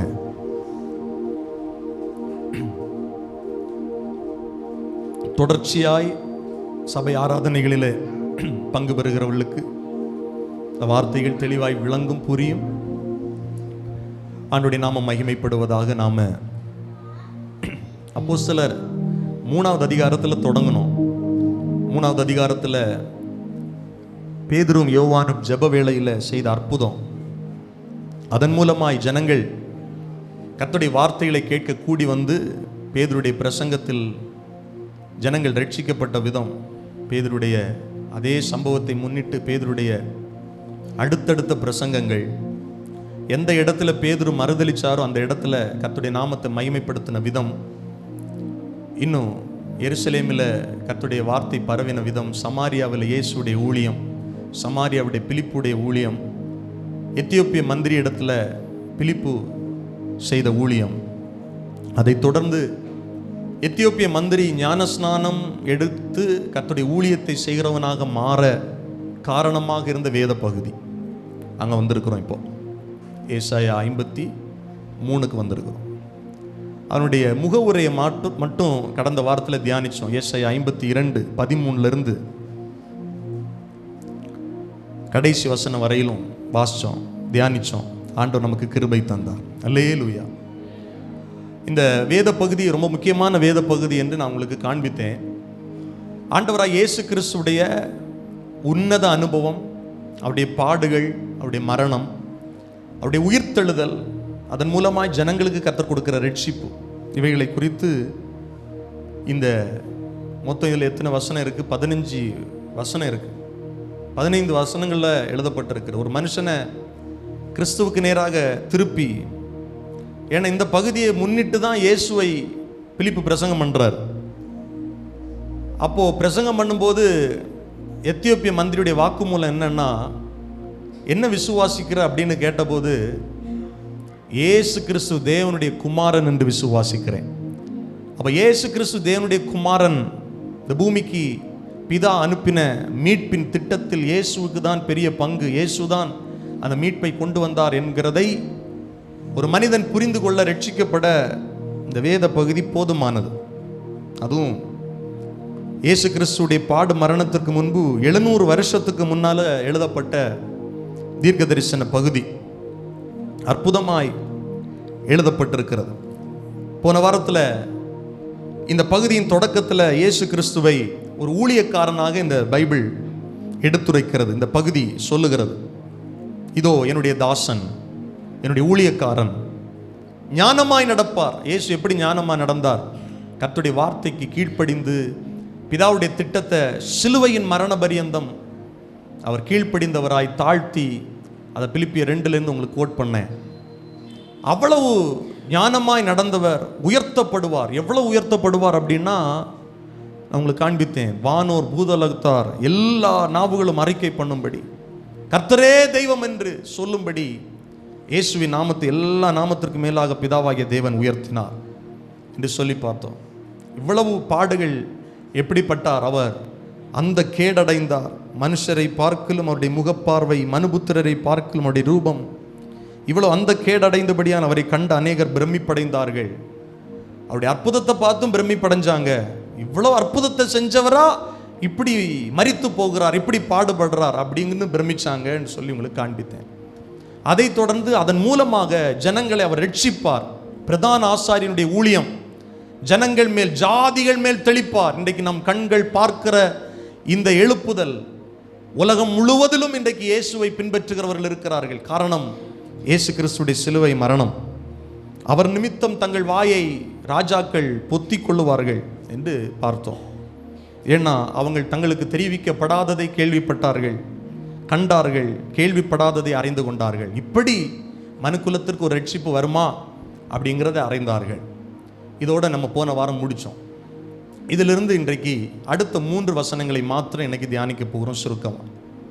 கவனிங்க, இந்த ஏசாயா இந்த வார்த்தைகளை சொல்றார் முகவுரையா. எப்படின்னா, அவர் உன்னதமானவர், தேவனுடைய ஊழியக்காரர், ஞானமாய் நடந்து ஜனங்கள் மேலே தெளித்து ஜனங்களை ரட்சிப்புக்குள்ள நடத்தினார். அவருடைய முகப்பார்வை, அவருடைய முகம் அந்த கேடு அடைந்திருந்தது. இவ்வளவு பாடுகளை பட்டு ஜனங்களை ரட்சித்தார் அப்படின்னு சொல்லிட்டு திடீர்னு ஏசாயா இன்னொரு காரியத்தை சொல்றார். இவ்வளவு பெரிய ரட்சிப்பை 3 வசனத்தை நம்ம சேர்ந்து படிச்சுட்டு ஒன்னொன்னா தியானிக்கலாமா? ஏசாயா 53 1 2 3 எல்லாம் சத்தமாய் படிக்கலாம். எங்கள் மூலமாய் கேள்விப்பட்டதை விசுவாசித்தவன் யார்? கர்த்தருடைய புயம் யாருக்கு வெளிப்பட்டது? இளங்கிளையை போலவும் வறண்ட நிலத்திலிருந்து துளிர்க்கிற வேரை போலவும் அவனுக்கு முன்பாக எழும்புகிறார். அவருக்கு அழகும் இல்லை, சௌந்தரியமும் இல்லை, அவரை பார்க்கும்போது நாம் அவரை விரும்பத்தக்க ரூபம் அவருக்கு இல்லாதிருந்தது. அவர் அசட்டை பண்ணப்பட்டவரும், மனுஷரால் புறக்கணிக்கப்பட்டவரும், துக்கம் நிறைந்தவரும், பாடு அனுபவிக்கிறவருமாயிருந்தார். அவரை விட்டு நம்முடைய முகங்களை மறைத்து கொண்டோம். அவர் அசட்டை பண்ணப்பட்டு இருந்தார், அவரை எண்ணாமல் போனோம். 3வது வசனத்தில் 2 முறை அசட்டை பண்ணப்பட்டவர்கள் இருக்கு. அசட்டை பண்றது அப்படின்னா என்னன்னா, இவெல்லாம் ஒரு மனுஷனா, இவெல்லாம் ஒரு ஆளா, நம்ம சொல்லுவோம் இல்லை, அவன் எல்லாம் ஒரு மனுஷனா, அவன்கிட்ட எல்லாம் பேசலாமா, ஒரு பொருட்டாவே நினைக்கிறது இல்லை. உலக ரட்சகரை மனிதர்கள் அப்படிதான் நினைச்சாங்க, ஒரு பொருட்டாவே அவர் நினைக்கல. அவர் அசட்டை பண்ணப்பட்டவராக இருந்தார், துக்கம் நிறைந்தவராக இருந்தார், பாடு அனுபவிக்கிறவராக இருந்தார். அவரை விட்டு நம்முடைய முகத்தை திருப்பி கொண்டோம் என்று இருக்கு. இது பொதுவாகவே நேரடியாக யூதர்களுக்கு எழுதப்பட்ட வார்த்தை. இன்னைக்கு உலகமும் அப்படிதான் செஞ்சுட்டு இருக்கு. அதை குறித்து இன்னைக்கு நான் உங்களுக்கு விளக்க விரும்புகிறேன். ஏசாயா தீர்க்க தரிசனம் உரைத்து கொண்டிருக்கும் போது இதை எப்படி சொல்றாங்க அப்படின்னா, இது ஒரு பாடல், ஏசாயாவுடைய பாடல் என்று சொல்லுகிறார்கள். இதில் ஒரு 5 ஸ்டான்ஸா இருக்கு அப்படிங்கிறாங்க. அதில் முதல் பகுதியை தான் நம்ம தியானித்தோம். 2வது பகுதியில் அந்த பாட்டுக்கு இடையில ஒரு வேற மாதிரி ஒரு காரியத்தை சொல்றாரு. இவ்வளவு ரட்சிப்பு, இவ்வளவு மீட்பின் திட்டத்தில் தேவனுடைய மனுஷன் ஒருவர், ஊழியக்காரர், அவர் யாருன்னா தேவனுடைய குமாரன், உன்னதமானவருக்கு சமமாக இருந்தவர், இவ்வளவு பாடுகள் பட்டு மனுக்குலத்திற்கு ரட்சிப்பு கொடுத்திருக்க எங்கள் மூலமாய் கேள்விப்பட்டதை விசுவாசித்தவன் யார் அப்படின்னு சொல்றார். நாங்க கேள்விப்பட்டிருக்கிறோம், எங்களுக்கு அவர் அறிவிச்சிருக்கிறார். ஏசாயா சொல்றார், எனக்கு அதை காண்பிக்கிறார், இந்த தீர்க்க தரிசனத்தை காண்பிக்கிறார், இப்படி நடக்க போகுது. நான் நினைக்கிறேன் 700 இயேசுடைய சிலுவை மரணத்துக்கு முன்னால, 700 வருஷத்துக்கு முன்னால சிலுவை மரணம் என்று ஒன்று இருந்ததான்னு எனக்கு தெரியல. ஏன்னா ரோமர்களுடைய ஆட்சி காலத்தில் தான் அது அமல்படுத்தப்பட்டது, சிலுவை மரணம். இன்றைக்கு நமக்கு நம்முடைய நாட்டில் தூக்கு எப்படி இருக்கோ, அதாவது மரண தண்டனை எப்படி கொலை பண்ணுறாங்க, தூக்கில் இது பண்ணி பண்ணுறாங்க, அதே மாதிரி ரோமருடைய ஆட்சியில் மரண தண்டனை தான் சிலுவை மரணம். அது கிறிஸ்துவுக்கு முன் உலகத்தில் அவ்வளோ பரவலாக இருந்துதான் எனக்கு தெரியலை. ஆனால் ஏசாயாவுக்கு ஒன்று காண்பிக்கப்படுகிறது. அதை பார்த்துட்டு ஏசாயா சொல்றார், இதை எங்கள் மூலமாய் கேள்விப்பட்டதை விசுவாசித்தவன் யார்? யார் விசுவாசிக்கிறாங்க? யார் இதை நம்புறாங்க? கர்த்தருக்கு புயம், கர்த்தருடைய புயம் யாருக்கு வெளிப்பட்டது அப்படின்னு சொல்றார். ஒரு அற்புதமான வார்த்தை. இந்த வசனத்தை புதிய ஏற்பாட்டில் அநேக இடங்களில் பரிசுத்தவான்களால் கோட் பண்ணப்படுது இந்த வசனம். ஏன்னா அது இன்றைக்கு நிறைவேறுது பாருங்க. நாம சொல்றோம், இயேசு உன்னை ரட்சிக்க இந்த பூமிக்கு வந்தார், மரித்தார், அடக்கம் பண்ணப்பட்ட, உயிர் தெழுந்தார்னா நம் மூலமாய் அவர்கள் கேள்விப்படுகிறார்கள். நாம் வேதத்தின் மூலமாய் கேள்விப்பட்டோம், ஆனா விசுவாசித்தது யார்? ரோமருக்கு எழுதின நிருபத்தில் இந்த வசனத்தை பவுல் சூப்பரா விளக்குறாரு பாருங்க. இந்த ஒரு வசனத்தை அற்புதமா விளக்குறாரு.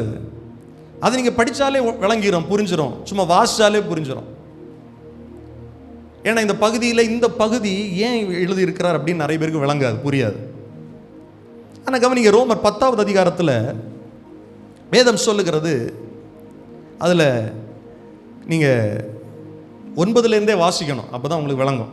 என்ன சொல்லப்படும் என்னவென்றால், கர்த்தராகிய இயேசுவை நீ உன் வாயிலே அறிக்கையிட்டு தேவன் அவரை மரித்தோரிலிருந்து எழுப்பினார் என்று உன் இருதயத்தில் விசுவாசித்தாய். ஒரு வசனத்தில் என் ரட்சிப்புன்னா என்னன்னு பேசிட்டார் பவுல். நீங்களும் நான் எப்படி ரட்சிக்கப்பட்டிருக்கிறோம் அப்படிங்கிறத ஒரு வசனத்தில் சொல்றார். எப்படி சொல்றாருன்னா, கர்த்தராகிய இயேசுவை நீ வாயினால் என்ன பண்ணணும்? அறிக்கைப்படணும். அறிக்கைப்படணும்னா நம்ம பாடணும் இல்லை, இயேசுவே ஆண்டவர் அப்படி பாடணும்ல. மரணத்தினின்று உயிர் தெழுந்தா, அதான் சொல்லுது. கர்த்தராகிய இயேசு வாயினால் அறிக்கை பண்ணி தேவன் அவரை மரித்தோரிலிருந்து எழுப்பினார் அப்படின்னா இயேசு ஜனங்களுடைய பாவத்திற்காக மரித்தார் அப்படின்னு நம்பணும். நீ இயேசு ஜனங்களுடைய பாவங்களுக்காக அடிக்கப்பட்டார், சிலுவையில் அறையப்பட்டார் நம்பி அந்த இயேசுவை தேவன் மரித்தோரிலிருந்து உயிர்த்தெழ வைத்தார். அப்படின்னா இயேசு உயிர்த்தெழுந்தார், இயேசு உயிரோடு இருக்கிறார் அப்படிங்கிறத நம்பினா உன் இருதயத்தில் விசுவாசிச்சா என்ன பண்ணுவ? நீ ரட்சிக்கப்படுவ. சிம்பிள். சொல்லிட்டு திரும்ப அதை எக்ஸ்பிளைன் பண்றாரு. நீதி உண்டாக இருதயத்திலே சொல்லுங்க விசுவாசிக்கப்படும், ரட்சிப்புண்டாக வாயினாலே அறிக்கை பண்ணப்படும். 11வது வசனத்தில் சொல்றாரு, அவரை விசுவாசிக்கிறவன் எவனோ அவன் வெட்கப்படுவதில்லை என்று வேதம் சொல்லுகிறது. ஏசாயா 53:1 சொல்றாரு, எங்கள் மூலமாய் கேள்விப்பட்டதை விசுவாசித்தவன் யார்? இப்போ இயேசு சிலுவையில் பட்ட பாடுகளை ஒரு மனுஷனுக்கு முன்பாக கொண்டு நிறுத்தும் போது, அப்படியே விளக்கும் போது, இங்க பாரு, உன் சாபத்துக்காக இயேசு தலையில முள்ள ஏற்றுக்கொண்டார். அவருடைய முகம் எல்லாம் அழுக்காயிருச்சு, அவருடைய முகம் எல்லாம் இரத்த கரை ஆயிருச்சு. இதை ஒரு மனுஷன்கிட்ட சொல்லும் போது அதைத்தான் இயேசு சொல்ற, அதை விசுவாசித்தவன் யார் அப்படின்னு சொல்றார். நானும் நீங்களும் விசுவாசித்தோம். நம்மை குறித்து பைபிள் சொல்லுது, விசுவாசிக்கிறவன் வெட்கப்படுவது இல்லை. சத்தமா சொல்லுங்க, வெட்கப்படுவது. அவரை விசுவாசிக்கிறவன் எவனோ அவன் வெட்கப்படுகிறது இல்லை என்று யார் சொன்னா? வேதம் சொல்லுகிறது. பவுல் எழுதுறார், நான் சொல்லல, பைபிள் சொல்லுதுன்னு பவுல் சொல்றாரு. ஹலோ, நீங்க இயேசுவை விசுவாசிக்கிறீங்கன்னா நீங்க வெட்கப்படுவது இல்லை. ஆமேன் சொல்லுங்களேன். ஆமேன். ஒரு நாள் சீக்கிரத்தில் வருது, இயேசுவை சந்திக்கிற நாள். நம்முடைய இந்த உலக ஓட்டம் முடிஞ்சு தேவ பிரசன்னத்துக்குள்ள, தேவ மகிமைக்குள்ள நுழைகிற நாள். அந்த நாள் இயேசுவை புறக்கணித்தவர்கள், இயேசுவை ஏற்றுக்கொள்ளாதவர்கள், இயேசுவின் நாமத்தின் மேல் விசுவாசம் இல்லாதவர்கள், இயேசுவை பகைக்கிறவர்கள், இயேசுவின் இரத்தத்தால் கழுவப்படாதவர்கள், பாவங்கள் மன்னிக்கப்படாதவர்கள் அந்த மகிமையின் நாளிலே வெட்கப்படுவார்கள். ஆனால் அவரை விசுவாசிக்கிறவன் எவனோ அந்த நாளில் வெட்கப்படுவது இல்லை என்று யாரு சொல்றா? வேதம் சொல்லுகிறது. இந்த பைபிள் சொல்லுது. உங்க பாஸ்டர் சொல்லல, பவுல் சொல்லல, வேதம் சொல்லுது. இயேசு கிறிஸ்துடைய சிலுவை மரணத்தையும் அவருடைய உயிர்த்தெழுதலையும் நீ விசுவாசித்தால், எங்கள் மூலமாய் கேள்விப்பட்டதை, ஏசாயா மூலமாய் கேள்விப்பட்டதை, அப்போஸ்தலர்கள் மூலமாய் கேள்விப்பட்டதை, இயேசுவின் மூலமாய் கேள்விப்பட்டதை, இந்த பரிசுத்த வேதாகமத்தின் மூலமாய் கேள்விப்பட்டதை விசுவாசிக்கிறவன் எவனோ அவன் வெட்கப்படுவது இல்லை என்று இதே வேதம் ஏற்கனவே சொல்லி இருக்கிறது. அல்லேலூயா சொல்லுங்க. அப்ப நானும் நீங்களும் ஆண்டவரை கண்மூடித்தனமா விசுவாசிக்கல. கவனிங்க, பவுல் சொல்லும்போது சொல்ல, நான் விசுவாசிக்கிறவர் இன்னார் என்று அறிந்திருக்கிறேன். நாம் அறிந்து விசுவாசிக்கிறோம். ஏன்னா 12வது வசனம் சொல்லுது பாருங்க, யூதன் என்றும் கிரேக்கன் என்றும் வித்தியாசமே இல்லை. ரோமர் 10:12. எல்லாருக்கும் கர்த்தரானவர் தம்மை தொழுது கொள்ளுகிற யாவருக்கும் ஐஸ்வர்ய பன்னராய் இருக்கிறார். ஆதலால் கர்த்தருடைய நாமத்தை தொழுது கொள்ளுகிற எவனும் ரட்சிக்கப்படுவான். விசுவாசிக்கிறவன் ரட்சிக்கப்படுவான். கர்த்தருடைய நாமத்தை, இயேசுவின் நாமத்தை தொழுது கொள்ள வந்திருக்கிற நாமும் என்ன பண்றோம்? ரட்சிக்கப்படுறோம். சொல்லிட்டு அவரை விசுவாசியாதவர்கள் எப்படி அவரை தொழுது கொள்ளுவார்கள்? அவருடைய மரணம், அவருடைய உயிர்த்தெழுதல், அவருடைய உன்னத தன்மை, மனுக்குலத்தை ரட்சிக்க வந்த மீட்பின் திட்டம் இயேசுதான் செஞ்சு முடிச்சார். இதெல்லாம் நம்பாதவன் எப்படி இயேசுவை தொழுது கொள்ளுவான்? ஏசாயா சொல்றாரு, எங்கள் மூலமாய் கேள்விப்பட்டதை விசுவாசிக்கிறவன் யார்? பவுல் சொல்றாரு, அவன் விசுவாசிக்கலன்னா எப்படி இந்த இயேசுவை தொழுது கொள்ள வருவான், முன் வருவான், இயேசுவை ஆராதிக்க வருவான்? இயேசுவை தொழுது கொள்ளணும்னா முதல்ல இயேசுவை என்ன பண்ணணும்? விசுவாசிக்கணும். அவர் செஞ்ச காரியத்தை விசுவாசிக்கணும். அவர் என்ன செஞ்சாருங்கிறத விசுவாசிக்கணும். யார் தொழுது கொள்ளுவார்?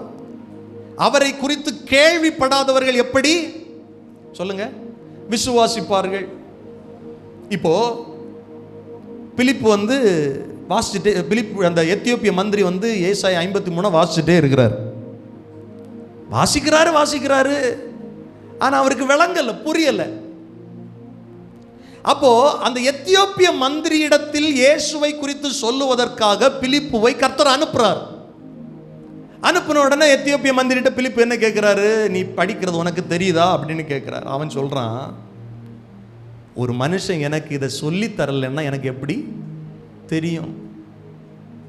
இங்க பவுல் என்ன சொல்றார் அப்படின்னா, அவரை குறித்து கேள்விப்படாதவர்கள் எப்படி விசுவாசிப்பார்கள்?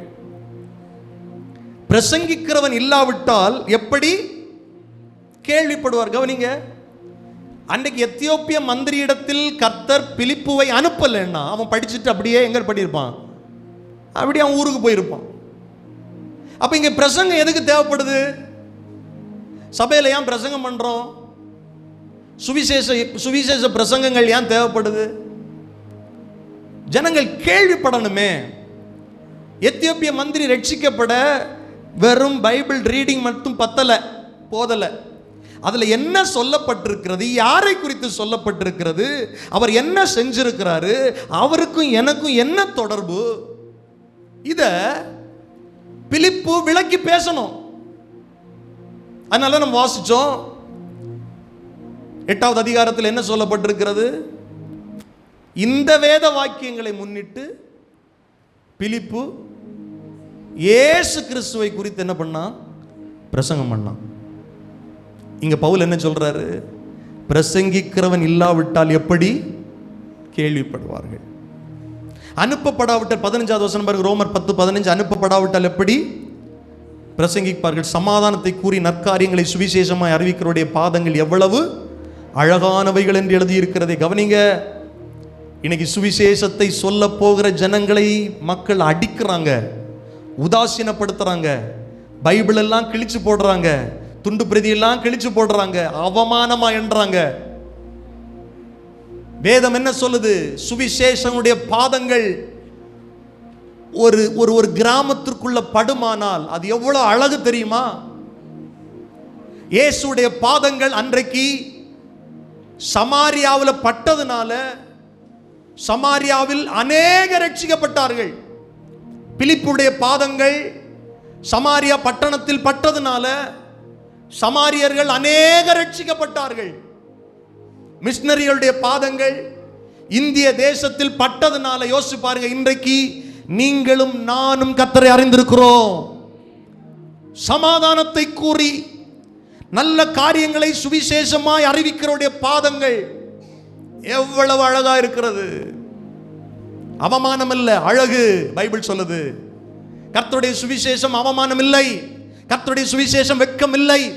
உண்மையை பேசுகிறோம், மனுக்குலத்திற்கு தேவையானதை பேசுகிறோம், மனுக்குலத்திற்கு முக்கியமானதை பேசுகிறோம். ரட்சிப்புன்னா என்ன? இயேசுவிடத்தில் வா, காரு கிடைக்கும், பங்களா கிடைக்கும் இல்லை. நீ இயேசுவிடத்தில் வந்தால் உன் பாவம் மன்னிக்கப்படும். நீ இயேசுவிடத்தில் வந்தால் உன் சாபம் மாற்றப்படும். நீ இயேசுவிடத்தில் வந்தால் நீ நித்திய ஜீவனை பெற்றுக் கொள்ள முடியும். இது எவ்வளவு அழகு, இது எவ்வளவு நல்ல காரியம், மனுக்குலத்திற்கு தேவையான ஒன்று. ஆனால் ஏசாயா சொல்றது போல இன்றைக்கும் எங்கள் மூலமாய் நம் மூலமாய் கேள்விப்பட்ட இந்த சுவிசேஷத்தை விசுவாசிக்கிறவன் யார்? உங்களுக்கு விளங்குதா?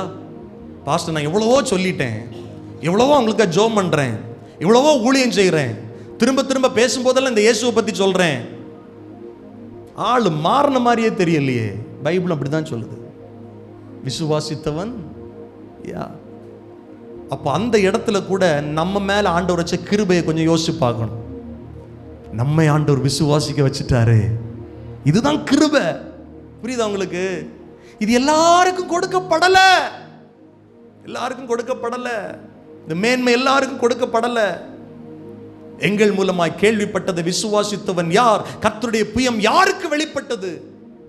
பேதைகளாகிய உங்களுக்கும் எனக்கும் வெளிப்பட்டிருக்கிறது. ஆமே, உலகத்தால் ஒதுக்கப்பட்ட நமக்கு வெளிப்படுத்தப்பட்டிருக்கிறது. ஆமென். ஆண்டுடைய மகிமையை பாருங்கள், கவனியுங்கள். செல்வந்தர்களுக்கு மறைக்கப்பட்டது, ஞானவான்களுக்கு மறைக்கப்பட்டது நமக்கு வெளிப்படுத்தப்பட்டிருக்கிறது. வேதம் என்ன சொல்லுது? அந்த பாதங்கள் எழுதியிருக்கிறதே, ரோமர் 10:16 சொல்லுது. ஆனாலும், எல்லாரும் சொல்லுங்க, ஆனாலும் சுவிசேஷத்திற்கு எல்லாரும்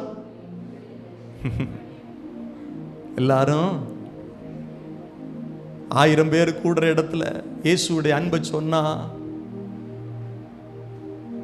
பாவத்தை அறிக்கையிட்டு மனம் திரும்ப யார் மனதா இருக்கிறீர்கள் சொன்னா 2 பேர் வரான், 3 பேர் வரான். ஆனாலும் எல்லாரும் கீழ்ப்படியவில்லை. அதை குறித்து ஏசாயா சொல்றாரு பாருங்க. கர்த்தாவே, எங்கள் மூலமாய் கேள்விப்பட்டதை விசுவாசித்தவன் யார் என்று சொல்லுகிறான். இந்த ஒரு வசனத்தை தான் மேல இருந்தே சொல்றாரு பவுல். இது இன்னைக்கு நடக்குதா இல்லையா? ஐயா, சபைக்கா போற ஒரு நம்மட்டு சிரிப்பு, சபைக்கா போற ஏளனமா ஒரு பார்வை. தம்பி, இந்த சத்தத்தை கேட்டிருக்கிற வாலிப தம்பி, மற்ற நண்பர்கள் ஒன்று அவமானப்படுத்துறாங்க, சபைக்கு போறதை ஏளனமா பார்க்குறாங்கன்னு சொல்லி நீ இன்னைக்கு வெட்கப்படுறேன்னு நினைச்சு தெய்வத்தை விட்டு பின்வாங்கினா, கவனி கவனி கவனி, பைபிள் சொல்லுது, இயேசுவை விசுவாசிக்கிறவர்கள் வெட்கப்படுவது இல்லை. வாலிப தங்கச்சி கேளு, உன் நண்பர்கள், உன் தோழிகள் சொல்லுவாங்க, என்னத்தை பெருசா சபைக்கு போற, நமக்குன்னு ஒரு மார்க்கம் இருக்கு, நமக்குன்னு ஒரு இது இருக்கு, திரும்ப வந்துரு, திசை திருப்புவார்கள். நீ ஒரு நாள் தேவ சமூகத்தில் வெட்கப்படாது இருக்கணும்னா, இன்றைக்கு வெட்கப்படாம இயேசுவின் நாமத்தை உன் நண்பர்களுக்கு சொல்லு. எங்கள் மூலமாய் கேள்விப்பட்டதை விசுவாசித்தவன் யார்? இந்த வார்த்தையே சொல்லு. உன் நண்பனுக்கு சொல்லு, நீ விசுவாசிக்க மாட்ட, எனக்கு தெரியும் இல்ல, வேதம் சொல்லுது உன்னை பத்தி. விசுவாசியாமல் இருக்கிற உன்னை பத்தி இயேசு இந்த பூமிக்கு வர்றதுக்கு முன்னால 700 வருஷத்துக்கு முன்னாலே சொல்லிருச்சு. இன்னைக்கு நான் உன்னுடைய இயேசுவை பத்தி சொல்லுவேன், நீ அவரை ஏற்றுக்கொள்ள மாட்டேன்னு வேதம் சொல்லுது, நான் சொல்லல. ஆனா அதே வேதம் சொல்லுது, அவரை விசுவாசிக்கிற நான் வெட்கப்படுவது இல்லை என்று சொல்லுகிறது. ஹல்லேலூயா, ஹல்லேலூயா. தைரியமா இருங்க சகோதரர்களே. ஆராதிக்கிற ஆண்டவர் நம்மை ஏற்றுக்கொண்ட கிருபையாய் ரட்சித்த விதத்தை உங்களுக்கு பேசுகிறேன். இது உலகத்தில் இருக்கிற எல்லாருக்கும் இல்லை. இயேசுவை ஏற்றுக்கொள்ளுகிறவர்கள் தேவனுடைய பிள்ளையா மாற்றப்படுறாங்க. ஆனா எல்லாருக்கும் இந்த கர்த்தருடைய புயம் வெளிப்படுத்தப்படவில்லை. ஆமென். அதான் பவுல் சொல்றாரு, சொல்லியும் கீழ்ப்படியல. ரோமர் 10:17 ஆதலால் விசுவாசம் கேள்வியினால் வரும், கேள்வி தேவனுடைய வசனத்தினாலே வரும். விசுவாசம் எங்கிருந்து வருது? கேட்கிறோம், பிரசங்கத்தை கேட்கிறோம், சுவிசேஷ வசனத்தை கேட்கிறோம், வார்த்தை கேட்கிறோம், ஏசாயா சொல்றதை கேட்கிறோம், அப்போஸ்தலர்கள் பிரசங்கம் பண்ணதை கேட்கிறோம், இயேசு சொன்னதை கேட்கிறோம். கேட்க கேட்க கேட்க கேட்க என்ன வருது? ஃபெய்த் வந்துருது. பாஸ்டர் 2 வாரம் வந்த, 3 வாரம் வந்த, 4 வாரம் வந்தேன், 5 வாரம் வந்த பிறகுதான் எங்களுக்குள்ள ஒரு விசுவாசம் வந்து நீங்க சொன்னீங்கன்னா அதுதான் கரெக்ட். கேட்க கேட்க தான் விசுவாசம் வரும். கேட்க கேட்க தான் விசுவாசம் வரும். விசுவாசம் கேள்வியினால் வரும். அந்த கேள்வி கர்த்தருடைய வசனத்திலிருந்து, தேவனுடைய வார்த்தையிலிருந்து வரும். திரும்பவும் சொல்றார், இப்படி இருக்க அவர்கள் கேள்விப்படவில்லையா என்று கேட்கிறேன். அப்படி சொல்லிட்டு அவரே பதில் சொல்றாரு, கேள்விப்பட்டார்கள். உலகத்தில் கேட்டு பாருங்க, இயேசுவை பத்தி தெரியாத யாராவது இருக்கிறாங்களா? யாருமே இருக்க மாட்டாங்க. பிரதர், இயேசுவை விசுவாசியாதவன், ரட்சிக்கப்படாதவன் உங்களுக்கு ஈஸ்டர் மெசேஜ் அனுப்புவான், ஹாப்பி ஈஸ்டர் அனுப்புவான். அவனுக்கு இயேசுக்கு சம்பந்தம் இருக்காது. ரட்சிக்கப்படாதவன் சொல்லுவான், இன்னைக்கு புனித வெள்ளி இல்ல, விஷ் அனுப்புவான், கிறிஸ்மஸ் விஷ் பண்ணுவான். இயேசுடைய பிறப்பு, மரணம், உயிர்த்தெழுதல் இவைகளை குறித்து கேள்விப்பட்டவன் விசுவாசியாமல் உனக்கு நண்பனா இருப்பான், உன் கூட டிராவல் பண்ணுவான், வேலை பார்ப்பான். வசனம் என்ன சொல்லுது? பவுல் என்ன சொல்றாரு? அப்படின்னு அவங்க கேள்விப்படலையா? கேள்விப்பட்டாங்க. தடவியாகிலும் அவரை கண்டுபிடிப்பதற்கு எல்லா காலத்திலும் தேவன் ஒரு வழியை மனுஷனுக்கு வச்சார். ஆதாம் முதற்கொண்டு ஒரு மனுஷனும் பைபிள் சொல்ல அவர்களுக்கு போக்கு சொல்ல இடம் இல்லாத அளவில் எனக்கிட்ட யாருமே சொல்லலை, இயேசுவை பற்றி எனக்கு தெரியாதுன்னு சொல்கிற போக்கு சொல்ல யாரையுமே கத்தர் வைக்க மாட்டார். அதான் போல் சொல்றாரு, கேள்வி அப்போ அவங்களுக்கு அவங்க கேள்விப்படலையோ? இல்லை, கேள்விப்பட்டார்கள். அவைகளின் சத்தம் பூமி எங்கிலும், அவைகளின் வசனங்கள் பூச்சகரத்து கடைசி வரைக்கும் செல்லுகிறதே. எவைகளின் சத்தம், எவைகளின் வசனம்? இயேசு மரித்து உயிர் தெழுந்தார், அவர் உயிரோடு இருக்கிற தெய்வம், மனுக்குலத்தை ரட்சிக்க வந்த தெய்வம் என்கிற சத்தம் பூமி எங்கும் போய் கொண்டிருக்கிறது. இஸ்ரவேலர் அதை அறியவில்லையா என்று கேட்கிறேன். அறிந்தார்கள். யூதர்கள் அறியலையா? அறிந்தார்கள். இஸ்ரேலுக்கு போயிட்டு வரவங்கள்ட்ட எல்லாம் நான் விசாரிப்பேன், அங்கே எப்படி கிறிஸ்தவர்கள் எல்லாம் இருக்கிறாங்களான்னு கேட்டால் அவங்க சொல்லுவாங்க, வெகு சிலர் தான். அதாவது யூதர்கள் நிறைய இருக்கிறாங்க, அதுவும் பைபிளில் சொல்லப்பட்ட இந்த பகுதிகளில் எல்லாம் நிறைய முஸ்லீம்ஸ் தான், இஸ்லாமியர்கள் தான் இருக்கிறாங்க. கிறிஸ்தவர்கள் வெகு சிலர் தான், இயேசுவை ஏற்றுக்கொண்டவர்கள் வெகு சிலர் தான். அப்படிப்பட்ட இஸ்ரவேலருக்கு பவுல் இப்போ என்ன சொல்றாரு? இஸ்ரவேலர்கள் அறியலையா? அறிந்தார்கள். ஏன்னா முதலாவது மோசே, எனக்கு ஜனங்கள் அல்லாதவர்களை கொண்டு நான் உங்களுக்கு எரிச்சல் உண்டாக்குவேன், புத்தீனம் உள்ள ஜனங்களாலே உங்களுக்கு கோபமூட்டுவேன் என்றார். நல்ல கவனிங்க, பைபிள் என்ன சொல்லுது? எங்கள் மூலமாய் கேள்விப்பட்டதை விசுவாசித்தவன் யார்? விசுவாசம் என்பது நம்பப்படுகளுடைய உறுதி, காணப்படாதவைகளுடைய நிச்சயம். ஏசாயா காலத்தில் ஏசாயா இதை தீர்க்க தரிசனம் உரைக்கும் போது எவனும் நம்பி இருக்க மாட்டான். நான் உங்களுக்கு சொன்னேன்ல, கிறிஸ்துவுக்கு முன் 700 வருஷத்துக்கு முன்னால் இப்படி ஒருத்தர் பாடுபட முடியுமா, அடிக்கப்பட முடியுமா? யோசிச்சிருப்பான். நமக்கு இப்போ விளங்குது. நமக்கு விளங்குனது வெளியில் இருக்கிற நிறைய பேருக்கு விளங்கியும் ஏற்றுக்கொள்ளலை, விசுவாசிக்கலை. வேதம் தெளிவாய் சொல்லுகிறது. கவனிங்கள், என்ன கர்த்தருடைய வார்த்தை என்ன சொல்லுது? இன்னும் ஆழமாய் நீங்கள் தியானித்து பார்த்தால், இயேசு கிறிஸ்து இந்த பூமியில் இருக்கும்போது இயேசு எத்தனை மனுஷன் விசுவாசிச்சான் சொல்லுங்க? யோவான் எழுதின சுவிசேஷம் 12வது அதிகாரத்தை திருப்புங்க. அங்கே சில வேத பகுதி இதே வசனத்தை கோட் பண்ணி சொல்லப்பட்டிருக்கிறது. ஒளி உங்களோடு இருக்கையில், 36வது வசனத்தில் வாசிக்கிறேன், நீங்கள் ஒளியின் பிள்ளைகளாகும்படிக்கு ஒளியினிடத்தில் விசுவாசமா இருங்கள் என்றார். யார் சொன்னா? இயேசு சொன்னார். இவைகளை இயேசு சொல்லி அவர்களை விட்டு மறைந்தார். 37வது வசனம் சொல்லுது, அவர் இத்தனை அற்புதங்களை அவர்களுக்கு முன்பாக செய்திருந்தும் அவர்கள் அவரை சொல்லுங்க. அப்போ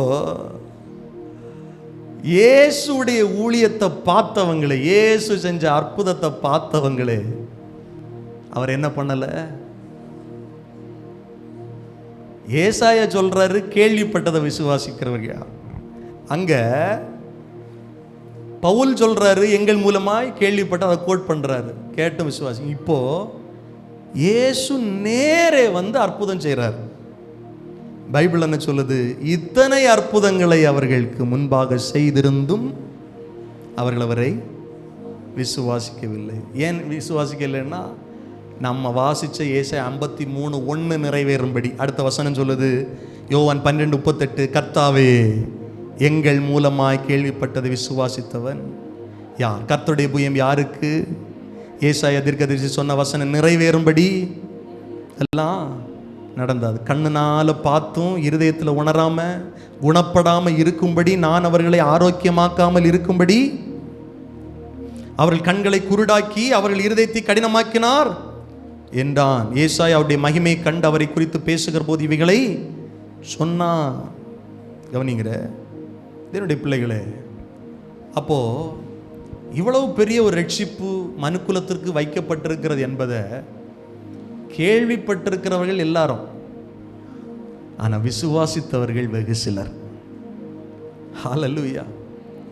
யோவான் 1வது அதிகாரம் சொல்லுது, அவர் தமக்கு சொந்தமானதிலே வந்தார், அவருக்கு சொந்தமானவர்களோ அவரை ஏற்றுக்கொள்ளவில்லை. அடுத்த வசனம் சொல்லுது, அவருடைய நாமத்தின் மேல் விசுவாசம் உள்ளவர்களாய் அவரை ஏற்றுக்கொண்டவர்கள் எத்தனை பேர்களோ அத்தனை பேர்களும் தேவனுடைய பிள்ளைகளாகும்படிக்கு அதிகாரம் கொடுத்தார். நல்ல கரங்களை தட்டி சொல்லுங்க, அவருடைய பிள்ளைகளாகும்படிக்கு. நல்ல கையை தட்டி வாயை திறந்து, அவருடைய பிள்ளைகளாகும்படிக்கு எங்களுக்கு அதிகாரம் கொடுத்திருக்கிறார். அல்லேலூயா, அல்லேலூயா. இப்படி சொல்லிட்டு திரும்ப இயேசுவை குறித்து சொல்றாரு. 2வது வசனம் பாருங்க, ஏசாயா 53:2.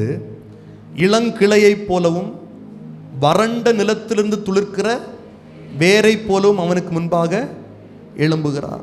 அவருக்கு அழகும் இல்லை, சௌந்தரியம் இல்லை. அவரை பார்க்கும்போது நாம் அவரை விரும்பத்தக்க ரூபம் அவருக்கு இல்லாதிருந்தது. ஏசாயா 11:1 சொல்லுது, ஈசா என்னும் அடிமரத்திலிருந்து ஒரு துளிர் தோன்றி அவன் வேர்களிலிருந்து ஒரு கிளை எழும்பி செழிக்கும். பிரான்ச்னு சொல்லுது. இயேசுவை குறித்து சொல்லப்பட்ட வாக்கு தத்துவம் பிரான்ச், கிளை. கிளை எழும்பி செழிக்கும். இங்க ஏசாயா சொல்றாரு, இளங்கிளையை போல எழும்புவார். வறண்ட நிலத்திலிருந்து துளிக்கிற வேலை போல எழும். வறண்ட நிலத்திலிருந்து துளிர் விடுகிற வேருக்கு என்ன இருக்காது? ரொம்ப சொல்லுங்க, சத்து இருக்காது, ஆரோக்கியம் இருக்காது.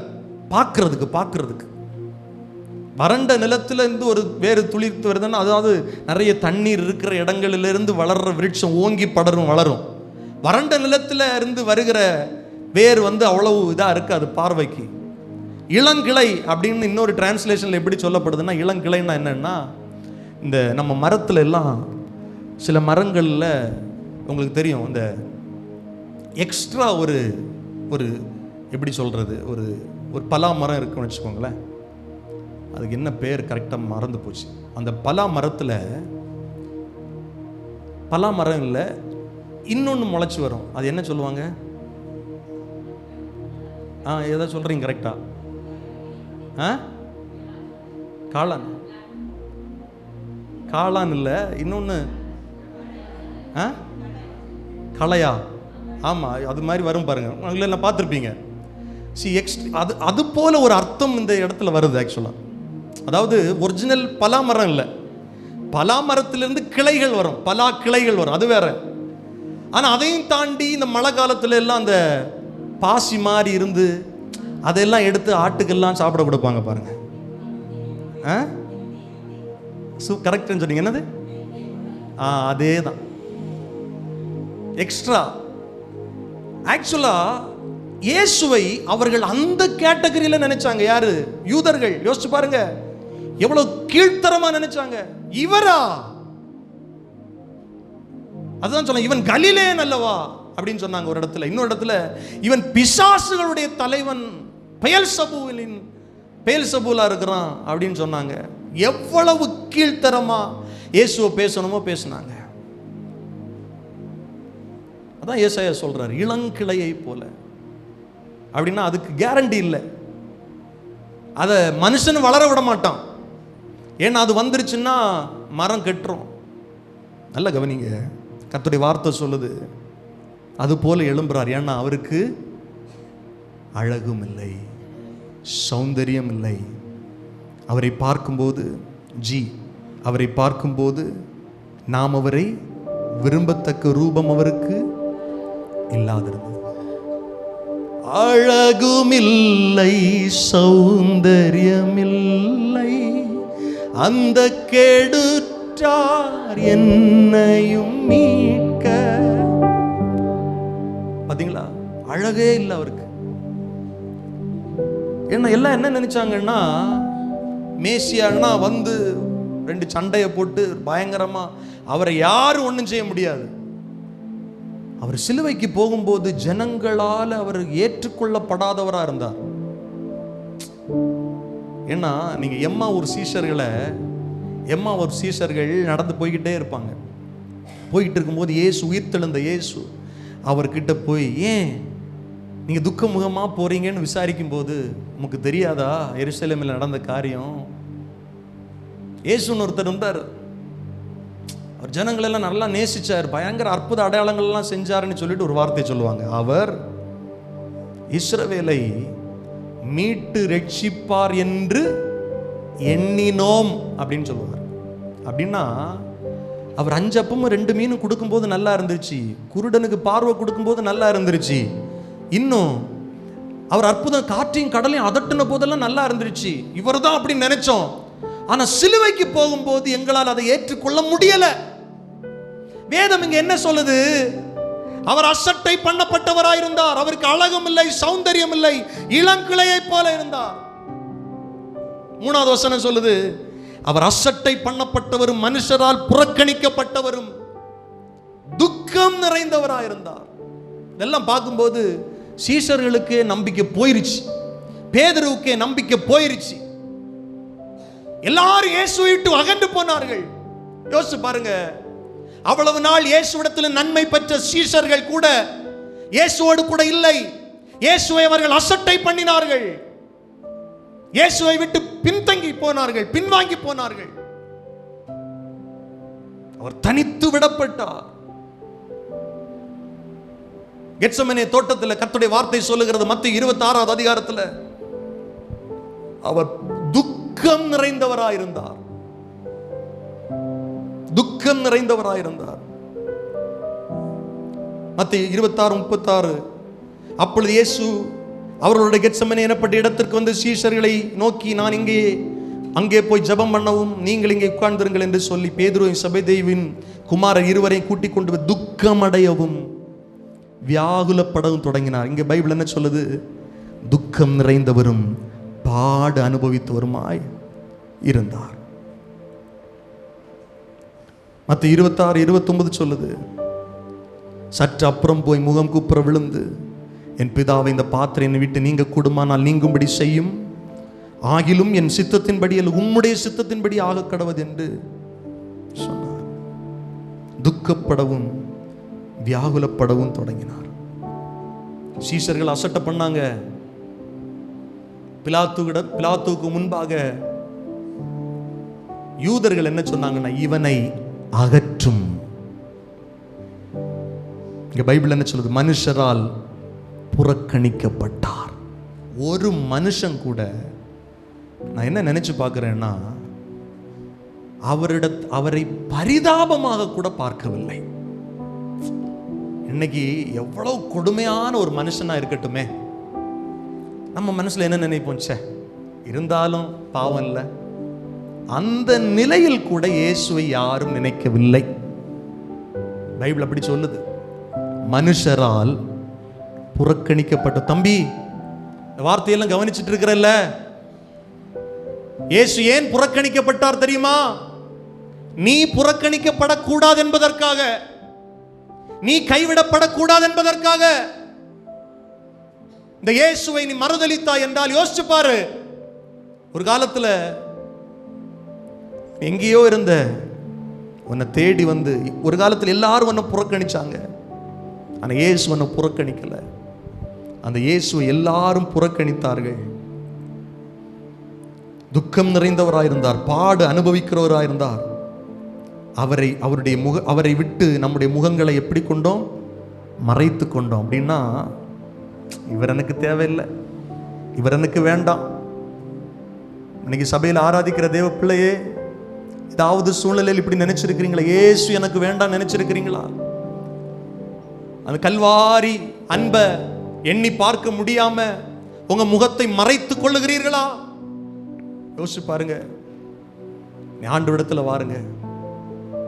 எங்கள் மூலமாய் கேள்விப்பட்டதை விசுவாசித்தவன் யார்? கர்த்தருடைய புயம் யாருக்கு வெளிப்பட்டது? நமக்கு வெளிப்பட்டிருக்கிறது. நாம் அவரை நோக்கி பார்க்கணும். அவருடைய முகத்தை, அவரிடத்திலிருந்து தங்களுடைய முகத்தை மறைத்து கொண்டவர்களுக்கு ரட்சிப்பு ஒரு நாளும் வராது. ஆனால் நோக்கி பார்த்தவர்களுக்கு ரட்சிப்பு. அல்லேலூயா சொல்லுங்கள். பாருங்க, அவரை நோக்கி பார்த்தார்கள், பிரகாசம் அடைந்தார்கள், அவர்களுடைய முகங்கள் வெட்கப்பட்டு போனது இல்லை. அல்லேலூயா. அவரை விட்டு தங்களுடைய முகத்தை மறைத்துக் கொண்டவர்கள் வெட்கப்பட்டு போவார்கள். இவரையா பார்க்கணும்? இந்த அலங்கோலமான இந்த இந்த இந்த காரியத்துக்கு உள்ள போறவரையா பார்க்கணும்? இவரா ரட்சிப்பார்? எம்மா ஒரு சீசர் அப்படிதான் சொன்னாங்க, எங்களை ரட்சிப்பார் என்று எண்ணினோம் அப்படின்னா இப்ப அவன் எண்ணல. அதான் பைபிள் சொல்லுது, அவரை எண்ணாமல் போனோம், அவர் செஞ்சதை நினைக்காம போனோம். இந்த சத்தத்தை கவனிக்கிற தேவ பிள்ளைகளே, கர்த்தர் உங்களுக்கு செய்ததை எண்ணி பார்க்கிறீர்களா? கர்த்தர் உங்களுக்கு ஆய்ப்பட்ட பாடுகளை எண்ணி பார்க்கிறீர்களா? இன்னைக்கு பரிசுத்த திருவிருந்து பந்திக்கு ஆயத்தப்பட்டு நிற்கிறோம். பரிசுத்த திருவிருந்து பந்தியினுடைய முக்கிய பிரதான நோக்கம் என்னன்னா, அவருடைய வருகை பரியந்தம் அவருடைய மரணத்தை அறிவிக்கிறவர்களாக இருக்கிறோம்.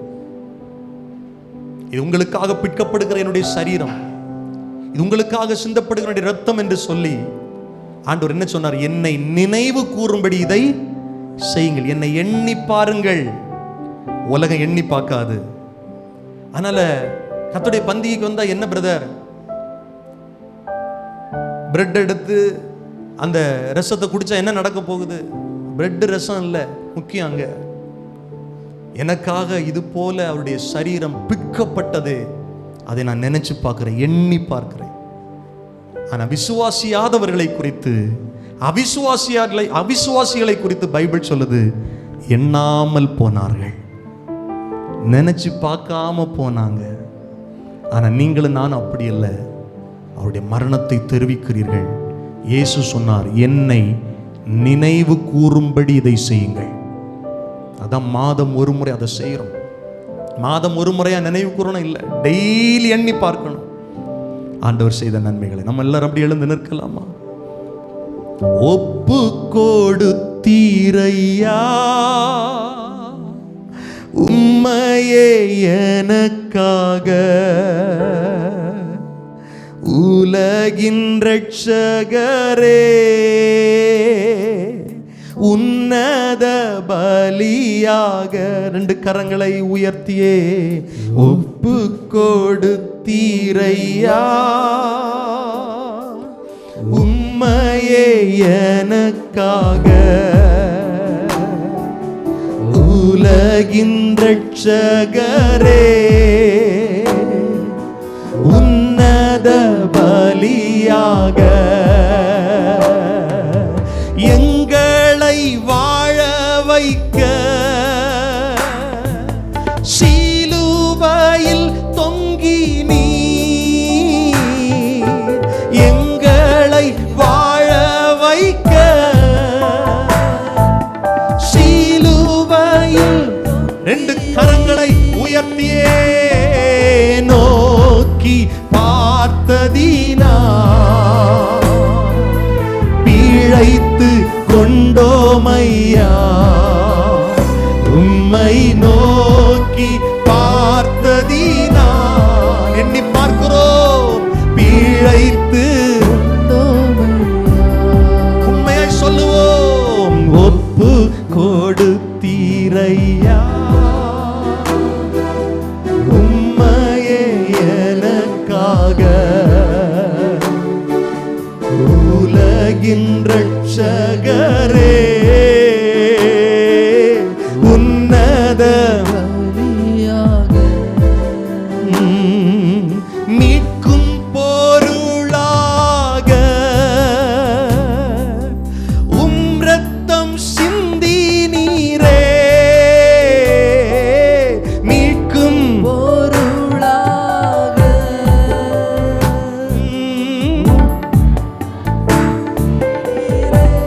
சாத்தானை தோற்கடித்து, சாத்தானை தோற்கடித்து, சாவையும் வென்றீரையா, சாத்தானை தோற்கடித்து, ஆமென், சாவையும். இப்ப எல்லாரும் கர்த்தரை பார்த்து சொல்லுவோம், ஒப்பு கொடுத்தீரையா உம்மையே எனக்காக, உலகின் ரட்சகரே உன்னத பலியாக இயேசுவே ஒப்பு கொடுத்தீரையா உம்மையே எனக்காக உலகின் ரட்சகரே உலகின் ரட்சகரே உன்னத பலி இப்ப எல்லாம் கைகளை உயர்த்தி சொல்ல நோக்கி பார்த்ததினால் நோக்கி பார்த்ததினால் பிழைத்து எங்கள் முகத்தை நாங்கள் மறைக்கவில்லை ஆண்டவரை நோக்கி பார்க்கிறோம் நோக்கி பார்த்ததினால் பிழைத்து கொண்டோமையா எல்லார் கரங்களை தட்டி கர்த்தர் நமக்கு கொடுத்திருக்கிற மீட்பிற்காய் ஆண்டவரை மகிமைப்படுத்துவோம் இயேசு கொடுத்திருக்கிற ரட்சிப்பிற்காய் ஆண்டவரை மகிமைப்படுத்துவோம் அவரை நோக்கி பாருங்கள் உங்கள் முகங்கள் பிரகாசம் அடையும் விசுவாசிக்கிறவன் வெட்கப்படுவது இல்லை என்று வேதம் சொல்லுகிறது இயேசுவுடைய பாடு மரணம் உயிர்த்தெழுதல் அவருடைய உன்னத தன்மை இயேசுவை விசுவாசிக்கிறவர்கள் ஒரு நாள் வெட்கப்படுவது இல்லை என்று வேதம் சொல்லுகிறது. இன்னைக்கு எத்தனை பேர் கர்த்தரை எண்ணி பார்க்கிறீர்கள்? 2 கரங்களை உயர்த்துங்க பார்க்கலாம். உங்களுக்கு ஜெபம் பண்ண போறேன். பரலோக தெய்வமே, நீர் எங்களுக்காய் செய்த காரியங்களை எண்ணி பார்க்கிறோம், உம்மை எண்ணி பார்க்கிறோம். அன்றிருந்த மனிதர்கள் இன்றைக்கு அவிசுவாசிகளாக இருக்கிறவர்கள் தங்களுடைய முகத்தை உம்மை விட்டு மறைக்கிறது போல நாங்கள் மறைக்கவில்லை. நாங்கள் அந்த கல்வாரியை நோக்கி பார்க்கிறோம், உம்முடைய முகத்தை நோக்கி பார்க்கிறோம், ஆணிகள் பாய்ந்த உம்முடைய கரத்தை நோக்கி பார்க்கிறோம், ஈட்டியினால் கடாவப்பட்ட உம்முடைய விலாவை நோக்கி பார்க்கிறோம், முள்முடி சூட்டப்பட்ட உம்முடைய முகத்தை நோக்கி பார்க்கிறோம், தலையை நோக்கி பார்க்கிறோம், அந்த அகோர காட்சியை விசுவாசத்தோடு நோக்கி பார்க்கிறோம். நீர் எங்களுக்கு கொடுத்த ரட்சிப்பை நோக்கி பார்க்கிறோம். இன்றைக்கும் அதை நினைவு கூறுகிறோம் ஆண்டவரே, எண்ணி பார்க்கிறோம் ஆண்டவரே. நாம மகிமைப்படட்டும். தொடர்ந்து கர்த்தரங்களை நடத்தும். திருவிருது பகுதி ஆசீர்வதியும். இயேசுவின் நாமத்தில் ஜெபிக்கிறோம் நல்ல பிதாவே, ஆமென்.